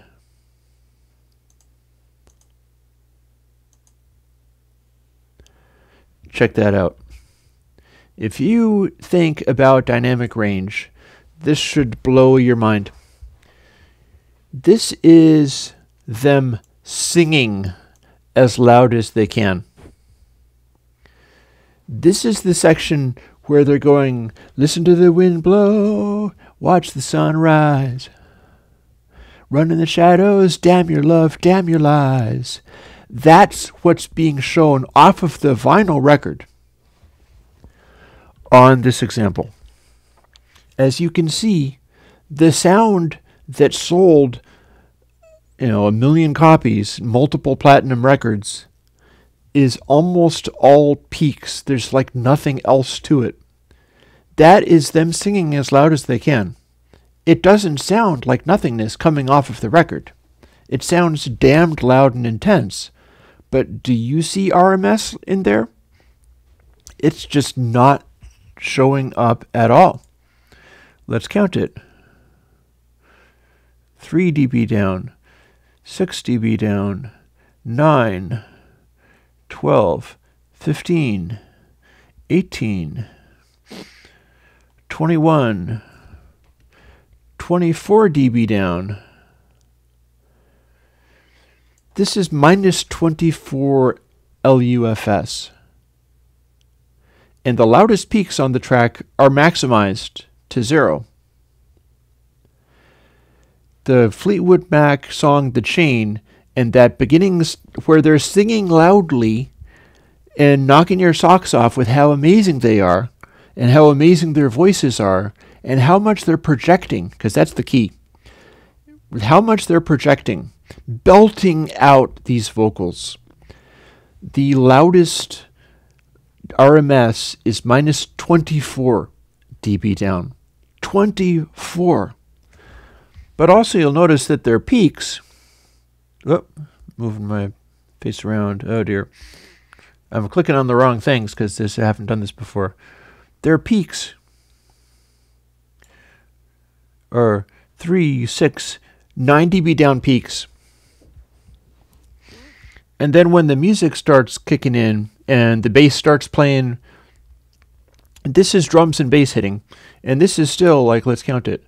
3, 6, 9, 12, 15, 18. It tends to, the peaks of the drums hitting, the drums and bass combining together, are like 18 dB down. So the thing about it is to get the sound of Fleetwood Mac's The Chain, and this is just one particular mix. You know, this is the one where, kind of like in the disco era, they wanted to make that bass and drum punch. They wanted to punch really hard for this track because this was a super dramatic track. There's lots of dramatic singing. It's all very exciting. And it's going thump, thump, thump.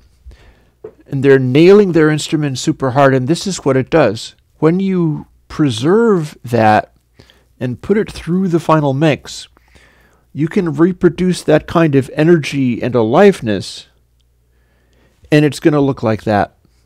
It's going to be 18 dB, 21 dB down, RMS-wise, which is literally the opposite of what people do now. And would you say that Fleetwood Mac has sold a bunch of copies of Rumors over the year? Because this is how they did it. This is a vinyl record that was being sold around the time that they were selling so many millions of copies compared to other people's music.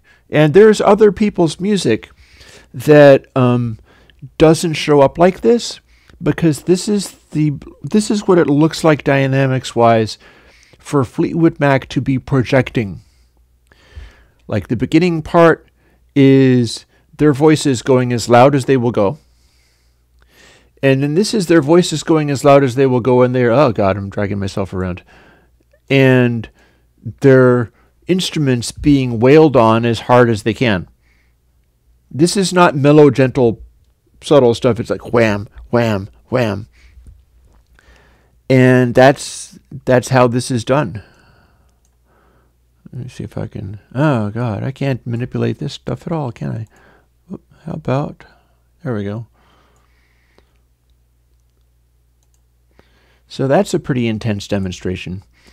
And I can demonstrate something else. For instance, here, let's have a look at Dreams. Famous Stevie Nicks song. And this is what Dreams looks like coming off of the record. Notice something interesting about this? I mean, maybe you'll notice all kinds of interesting things about this. But notice something interesting about the way it fills up this area. This is not a situation where it's like, oh, it's really quiet, so it has this one peak and then everything else is just sitting around. No, this is filling up the area like a starfield. When you listen to Dreams off of the Rumors album, and you're trying to work out, like, okay, what's happening in this song, you'll find that rather than focusing your attention on the RMS stuff, like how loud does the body of the sound go, pay a little attention to what is happening with the peaks. This is all above the level of RMS, and you can see very plainly that it is filling up the whole area pretty much all the time. That, I think, that is the secret to kind of 70s era hit record kind of stuff, because if you don't have the performance abilities and the sounds together, you can't do that.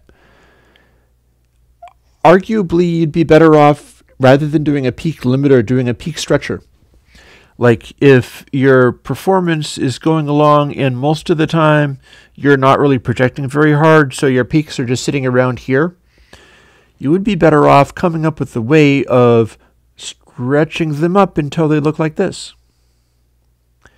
Because that way, the energy in the song persists and carries itself. And I can demonstrate some other amusing things, like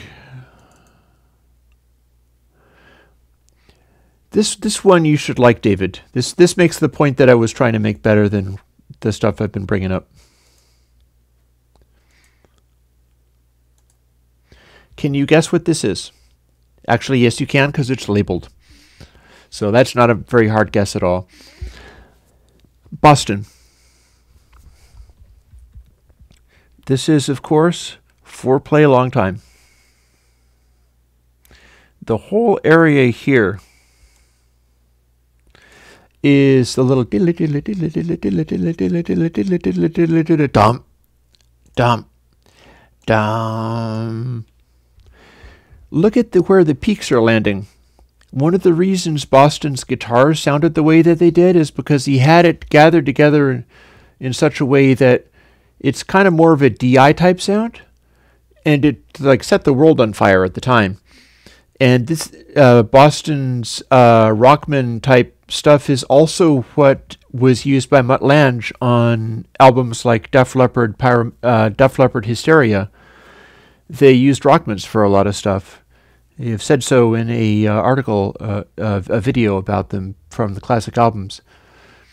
But you notice how the peak energy just focuses in really tight. If you do that, what you can get is a sort of supernaturally distorty sounding guitar. The Boston guitar sounded unusually distorted for their day.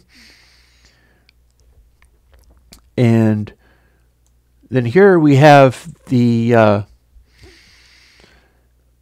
keyboard. You'll notice, as far as, you know, count the dynamics. Count the dynamics on this. Oh, we'll give it a try. 3, 6, 9, 12, 15, 18, 21, 24.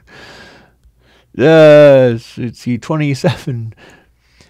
You know, there's nothing there. There's nothing there. That little keyboardy thing. There's nothing but a little tickle of peak energy, and the RMS is completely gone. There's nothing but sonority in there. It's just this kind of gloss, this kind of energetic shimmer going on. And then when they kick in with like the bass and stuff, I shouldn't sing it because maybe they'll copyright strike me for this. You'll notice that there's a little bit more energy, and then when the full band is like rah, rah, rah, rah, rah, rah. This example is Boston.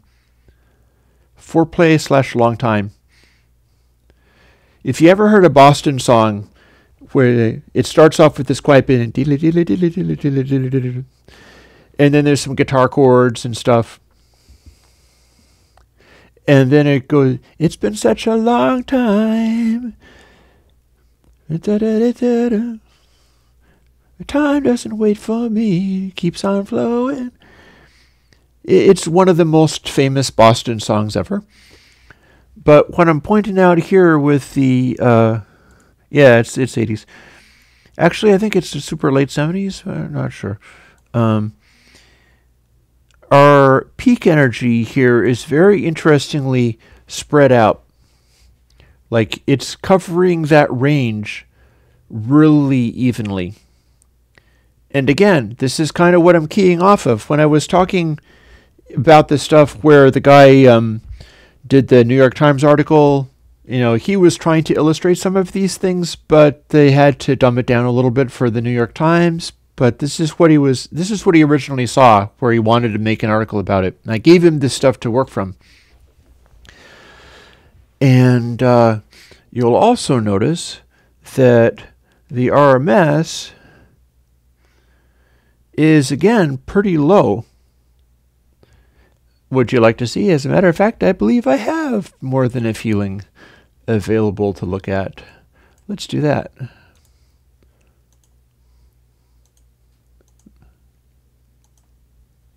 There you are, more than a feeling.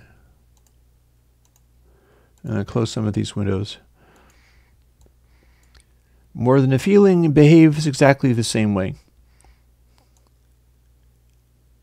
Boston is a band. And the RMS is all very low. I'm using the color of the gray to also indicate that. And then again, the sound of Boston, all of this peak energy is filling up the whole top range of this area. And this is something like any modern mixes. I could go back to that picture of the Red Hot Chili Peppers. Any modern mixes, all of these little dots that are giving people interesting things to listen to so that their attention is held are literally all squished up into the top line. There's nothing left of any of that. And I'm finding that with these incredibly big hit records, it's about how evenly this peak energy is distributed. It's always got to have something happening at the very loudest instance.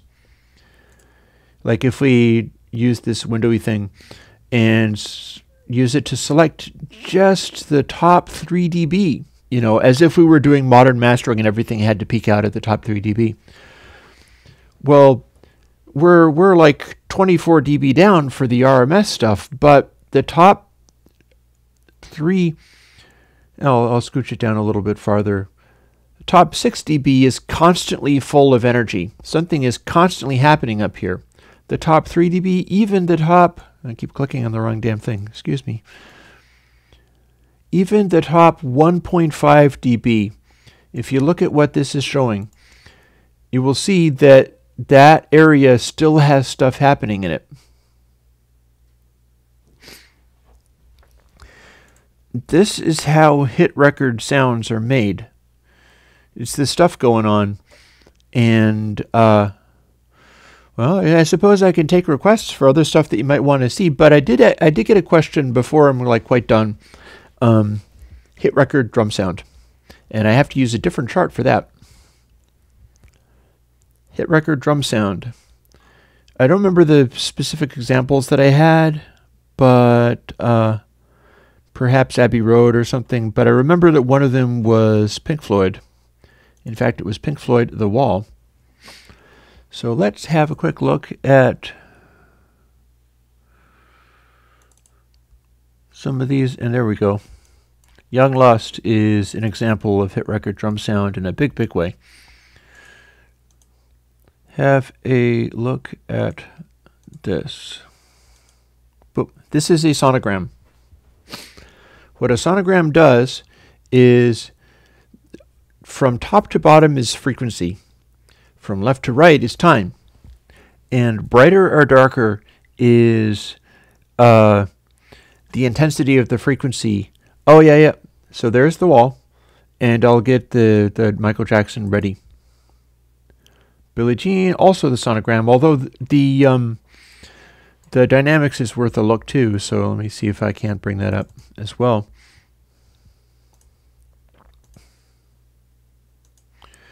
So let's see. So dynamics of Billie Jean, as you might imagine, is very spacious. There's a lot of energy in there. And I bring that up simply because we've been talking about dynamics this whole time, so you can have another look at that. And while I'm at it, because it was hard enough to find this thing. I'll also bring up the dynamics of the wall are just mind-bogglingly huge. So the dynamics of Pink Floyd's Young Lust off of the wall is, again, those are very big beats. They're very punchy drums, but the amount of space in that mix is extraordinary. It's like more than 28 dB as a general thing. You know, beats that are going on like this or that are going on like this, the amount of space between those beats is extraordinary. It really is just using it to the full extent. Now here's what I was talking about with the hit record drum sound. See if you notice any common characteristics here. There's the Billie Jean one, and there's the Pink Floyd one. What's going on is like this. If you have a regular beat, like there's a regular beat there, you can also see little additional white areas because those are bass notes. The kick drum is hitting as a sort of vertical line.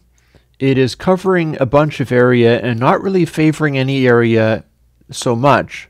The snare drum is also a vertical line up here, like this. You can see the bars, and with a sonogram like this, it's going to use the space inside the mix, the lack of filling everything up with RMS energy, to make these effects happen, where you'll see things like there's a snare drum hat in the middle here. It's like right between this and this. And you can see the vertical bar of it. And then there is a knob at about 200 hertz. Like, this was off of an old program that doesn't run on modern computers anymore. My old version of Amadeus by Martin Harrer of Harrer Soft DE. And I think he's still actually working. I just don't have his currentest version. And this little knob is part of the snare drum. That little knob is the beefiness of the snare drum. And that's probably what you mean by the round things. That's what I mean by hit record drum sounds. Those vertical lines down low are kick drum. And this line here is like 20 hertz or something. There isn't really much underneath that. This is off a vinyl record, remember. The fact that it's that clean is pretty spectacular considering. And then the little knobs of like this are the snare drum hitting, and that's the beef of the snare drum, and then the crack of the snare drum is the vertical bars above, like that, and you can plainly see them showing up. Now I'll bring up the Billie Jean sonogram. Check that out. It's a lot more in terms of the there's the bass notes are louder, and we got more in the way of spaced out kick drums. But again, it's the same deal. Kick drum is really loud, and it's making that vertical bar down there. It's making a vertical bar in this area that's like this big. And then the snare is tuned a little bit tighter. So what's happening is the Billie Jean snare drum is up here. And that is the body of the snare drum, and then the vertical line above it is the crack of the snare drum happening. And there you have it. And I have not yet showed you the bad examples in sonogram form. Here's what happens when you overlimit. Assuming it loads it up for me. I'll switch back to that one, and then maybe when it changes it, it will give me, yep. That's that Red Hot Chili Peppers track. Get a load of that. Remember when the loud bit got loud? Remember when the loud bit got loud and it was all peak limited? And everything just went up to the very top, so the peaks were just this flat line, and it was this big, loud, roaring dark mass of RMS level, so that it was exactly like everybody's masterings and what the loudness war does today. Find a beat in here. Where's the beat? This is the Red Hot Chili Peppers. They are an intensely funky band. Where's the beat in that? I mean, they're one of the funkiest bands you could have. If you listen to it, you think you can hear the beat because the waveforms are being shaped in such a way that it's like, oh yeah, that's where the snare is. But it's taking all of, the LUFS was, I'll show you. Let us see if we can't see all around the world. I'm skipping around a little bit. I have to get them loaded up and then I can show them. So here is this track, and then this is the LUFS that made that happen. Move it around again. Not moving myself around. Let me scooch this over. So that's a little tricky. It's needing me to move the windows individually. That is Red Hot Chili Peppers, Californication, the song All Around the World. This is kind of like the exciting ending. And that is the sonogram and what it turns into. So this is the one of the funkiest bands out there, but you wouldn't really know it from listening to this. And, you know, again, try to find the beat. Try to find the beat in that. And you compare it with, say, the Pink Floyd that has incredibly more dynamic range and incredibly more energy. Not only that, come to think of it, I was pulling up Boston examples, and there's the foreplay. Would you like to see the sonogram of that? I think you'll find it very amusing.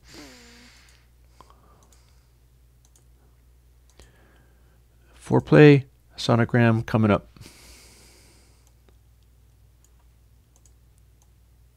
I keep moving myself rather than the correct window. On the sonogram, you can you did not. You're not Flotto Miller. On the sonogram, you can see the little keyboardy stuff going like tromp, tromp, drum, and you can see the intense, sustained notes, the intensity of that audio going on there. The crunch has drums behind it, but then the sustain, you see that the high frequencies die off faster, and then it sustains into these harmonics that show up really bright because they're standing out against a background. And then we've got more of the little deedly stuff. You can also see that up in the highs. It's showing up in the sonogram there. Then when the bass kicks in, goes down, dum, dum, dum, dum, dum, dum. You've got filling up a little bit more of the energy. And then as it kicks into, I think I may still even have that loaded up, or not. It's okay. As it kicks into the full raging band stuff going on, what you've got is a lot of dense energy up high. It's like a big wash of this, and a bunch of bass down low. And one thing that you'll notice that is different from these guys compared to, say, Michael Jackson, that's a powerful beat, but the Boston is not really worrying that much about making a powerful beat. What they're doing is just making a raging rock and roll loud noise. This is the part in Foreplay Long Time where it's like, And you can see lots of loud harmonics in these like bright yellow areas. It's just poking out with information all over the place. The drums don't overshadow the sustain stuff, and the drummer that they had, Sib Hashian, was not as hard of a beat driver as, say, the guy on Michael Jackson's Thriller, who was really nailing it. The Sib Hashian had a more sort of bombastic, sustained drum style, and he was playing more densely, and he was playing on toms and things, so it just makes this big rock and roll blur. Now, let me see. What else is a good example? As I can get this stuff back, believe me, I'm going to put this aside so that I can refer to it more easily. I'm going to show you something interesting as a sort of side note.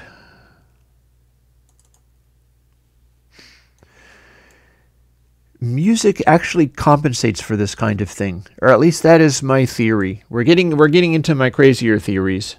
So the deal is, supposing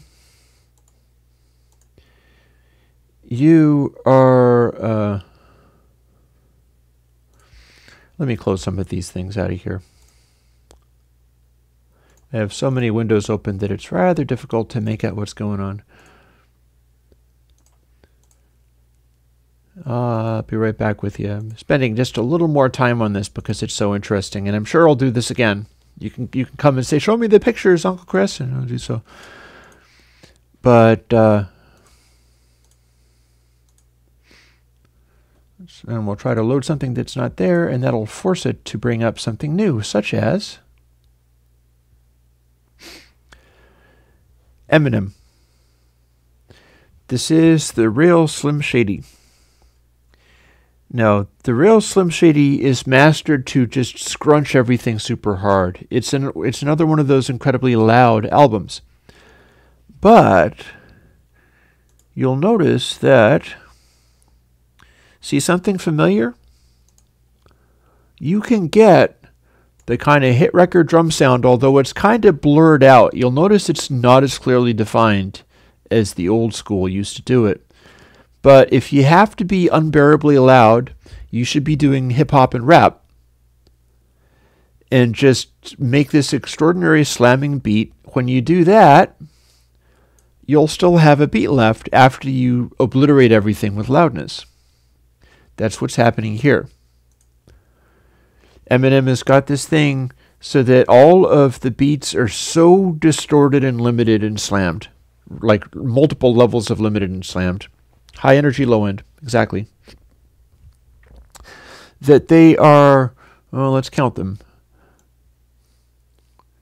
3, 6, they're like 6 dB RMS. His beats are peaking out at 6 dB RMS. It's hard to do any louder than that, really. But what's happening is, since it is a hip-hop track, you're still seeing a rhythmic beat going on, even though it is so completely slammed that it's almost no chance of it. This is not turning into like the Californication, where it's just a blur. It's just a straight blur. Instead, we're still seeing some rhythmic elements showing up. And that's because the genre of music is so sparse that you can still hear them even when it's pushed that far.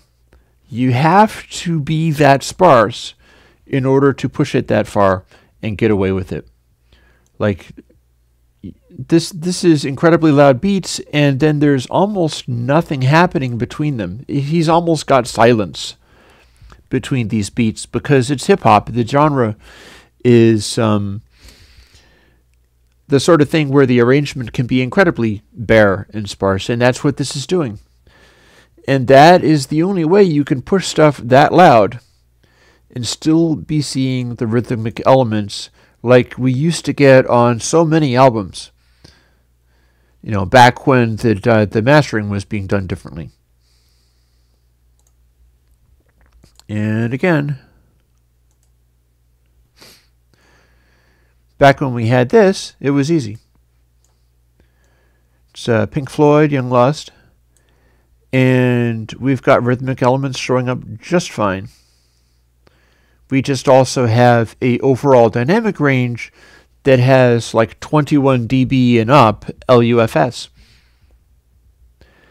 You know, this is like minus 21, minus 28 dB LUFS. So this doesn't clip any peaks at all. And it still uses them pretty thoroughly. As I think one final thing before I go, because it's 1:11 and I got to crash out here, but I have some stuff from Led Zeppelin, such as Black Dog, When the Levee Breaks, and Stairway to Heaven. So I'll show you what those are.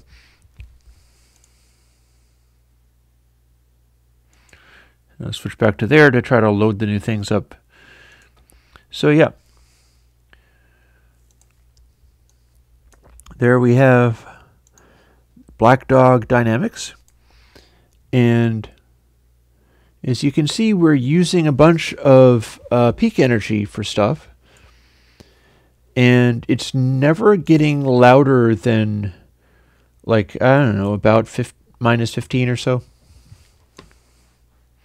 We can count 3, 6, 9, 12. Yeah, it's about a minus 15 LUFS. And what you get from that is a clearly represented hit record sound with a lot of notable, like, sustained notes that have resonances, and you can see the beats coming through. It's sort of a more rock and roll mayhem kind of thing, but it still shows up very clearly. What we get when we have stuff like this is it's not quite as well refined as some of the more pop record type things. So those drum beats are more irregular than in something like Billie Jean or whatever. It gets a little bit blurrier, but John Bonham is wailing on them so hard. And also you'll notice something funny. With John Bonham, you get notable hit record bass drum sound into the subsonics. That is the kick drum.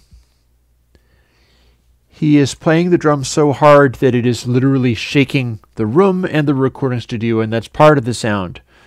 That's his kick drum going on, if I'm not mistaken.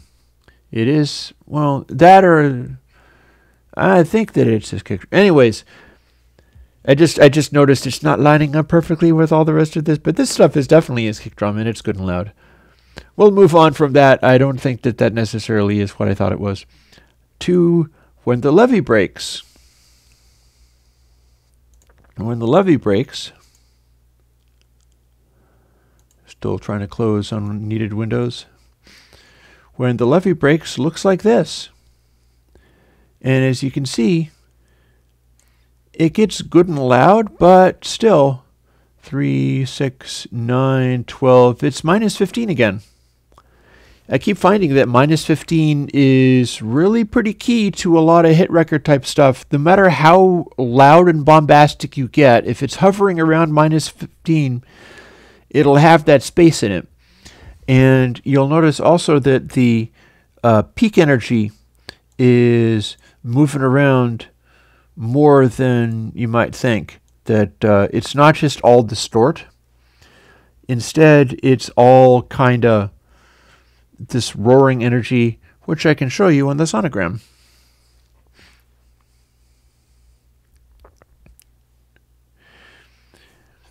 And that is When the Levee Breaks as a sonogram. You got a lot of resonant noise going on there. And it's such a reverberant space that it's like it turns into a blur, but it's really not turning into a blur all that much. Although one interesting thing that you will notice is that the snare hits, it starts to decay into, like, these are probably cymbal crashes. In fact, I'm sure they are cymbal crashes. And it takes a while for them to develop. They're not literally on top of the the beat as it gets hit. Instead, the beat is like here. And you can see it takes a little time for it to develop and swell out into the sound. And then, Stairway to Heaven. Here is a special little moment. Stairway to Heaven. Can you guess what this is? If you said John Bonham's Tom Tom fill, you would be absolutely right.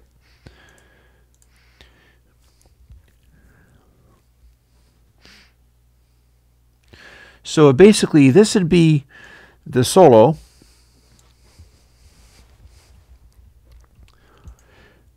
And then when Bonham's like,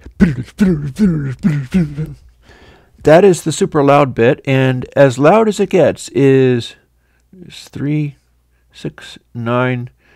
It goes up to minus 12 dB LUFS at its absolutely most pounding and bombastic, when he's wailing on all the toms and the entire sound is just exploding.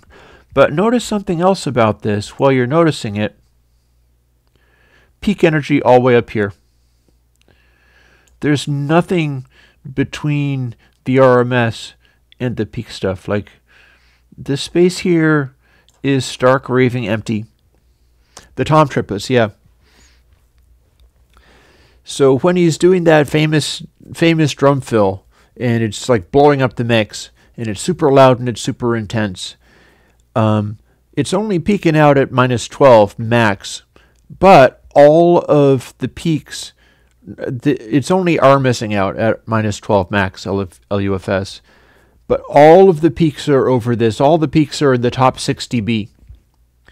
And that's a really key factor. Also, you'll notice that it fills up the space with peaks very successfully. And it's not really, this is a loud sound. This is a loud song. So this is not filling up, say, this area here. The RMS is still pretty quiet. It's still like, 3, 6, 9, 12. Again, 15 dB. And the RMS is still hovering around that, but you're not getting any peaks in this middle range. All the peaks are in the top 9 dB or so. And a whole bunch of them are in the top 3 or 6 dB during pretty much the entire time. There isn't any moment where there isn't something happening up there. And that's kind of how this stuff works. And as a parting shot, sonogram. So that is what the big tom fill looks like when Bonham starts beating on the toms for the triplet fill and stuff. There it is, right there. And then immediately thereafter,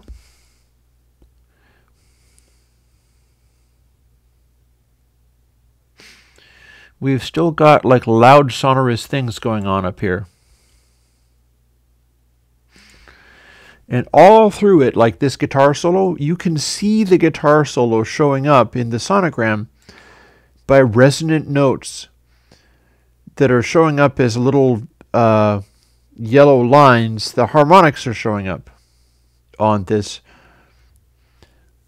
Well, no, you're not going to get another hour of stream, but you're already 20 minutes over because this was fun to do. I'll get better at it. I'll figure out how to get better at it.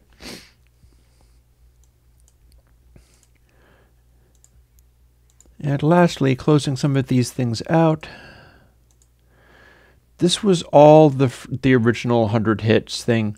As a little bit of a teaser, I am going to give you something that, oh, hang on.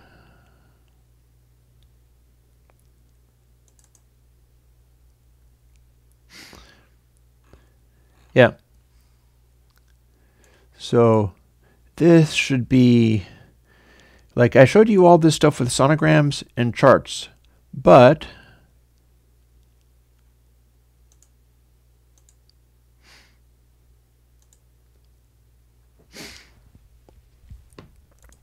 the follow-up never hit the internet, and I'm showing it to you now.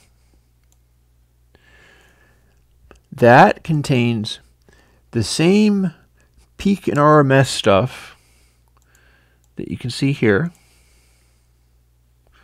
That contains a different kinds of measurement that I didn't have demonstrated, and I'll tell you what those are. This was a color organ kind of thing that I'd like to be able to do a plugin like this. If I do a plugin like this, then you'll really be like, oh my goodness, you're really using GUI. It's balancing different factors in the audio in RGB, with the idea being if you can get it to perfect balance and perfect mastering, it will go to white. And as you can see with Boston's floor play, this because part of it is the brightness, part of it is optimal loudness, and so on and so forth. This is something rather special. This is a chart of slew rate. Now, you know I do a lot of stuff with slew rate. If you put in a slew rate limiter, what would happen is you would chop off this part like up here, and it wouldn't be able to go on to that. It would restrict it.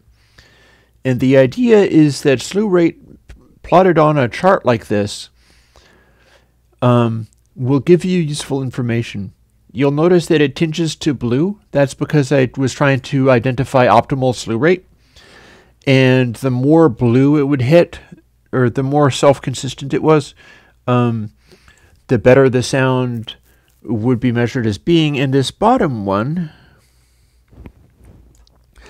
runtime between zero crossings, expressed as a statistical measurement. So when we've got the deedly stuff up here, that is more high frequencies like that, but it's not super high frequency. Then the loud guitar bits hit like this, and they start off as being very bright, so there's a lot of high frequencies up here. And then as it sustains, like the sustain part here, in the slew rate you can see these strings decay. The zero crossings start to stretch out longer and longer as they go into bassier notes. And then we got more of the little deedly stuff, and you can see that it has this very nicely developed zero crossing thing. There's some bass frequencies in there. It's not always just making high frequencies. There's like low frequencies in there too. Then as you get into the bass going dun dun dun dun dun dun dun, what's also happening is cymbals. He's hitting a cymbal. So that's a ride cymbal, and it's making the frequencies go about as high as you can get. So the zero crossings become pretty much maxed out, and it's really focusing on here. You've got a little bit of stuff down there in the zero crossings. It kind of fills it up a bit.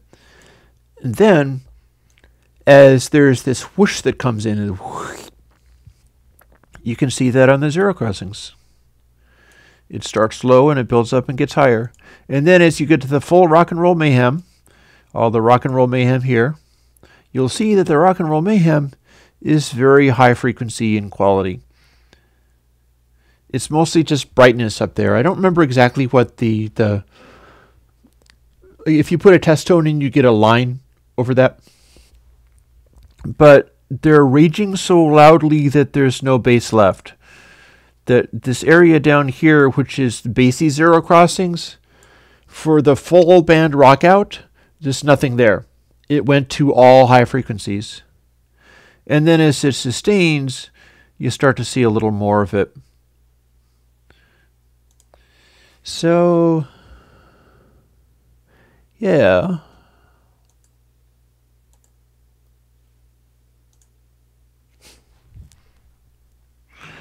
So is your mind blown enough? Oh, I was doing that 10 years ago. It's a lot of work keeping all this stuff going, and I'll tell you why I stopped. You want me to tell you why I stopped? I stopped because I couldn't afford to keep focusing on that stuff anymore. I had to make plugins and make them sell. And now that I'm doing Patreon, it's freeing things up a little bit so that I can focus on some of these things again. And I'm hoping that is something that can happen. I will do my level best. I mean, it's the way this stuff is going. It's like I can do this, and I can like manage the web hosting provider trying to kick my site offline and put out my plugin and stuff, and then I show up and I've forgotten to put my glasses on, so I can't really see your words all that well. I can mostly kind of do it, but there's a lot to do. But the reason I do this stuff is because it's fascinating, and this might be my chance to start bringing out some of these learnings, because analysis is always helpful. Analyzing stuff is always helpful. So my hope is that I can focus on that kind of stuff and bring it up. Well, I don't know. We'll see. I mean, the Patreon could if people think I'm worth having around. That's the thing. So hopefully enough people decide that I'm worth having around. You know, they need to be able to do things like watch this, terrible live stream in which I look really tired, and there's these enormous bags under my eyes, and I've forgotten to put my glasses on so I don't look cool and styling. But I can go back into those, like I could do a live stream focusing on one of these 100 hits albums, using all those resources to show you how they work for those little windows. It's possible I could even play snippets of the music as long as I was talking over them, but they'd probably just copyright strike me. But they can't copyright strike me for showing pictures of this stuff. I'll come up with some pirate server and tell you what torrent to look for, which is like the snippets of 1 minute of each of those songs, the same minute that I'm showing in the picture. That might work. But yeah, or it's like put it up on the website, be like, well, this is not the song, this is 1 minute of the song for demonstration purposes. Anyways, it's been nice hanging around with you guys. I wonder whether I'm gonna put it back to all chat and see what's been happening, if anything.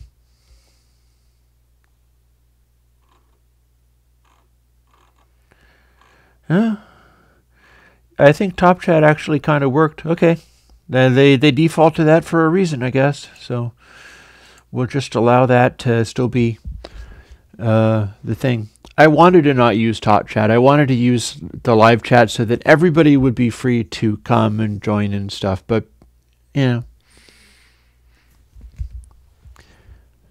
anyways.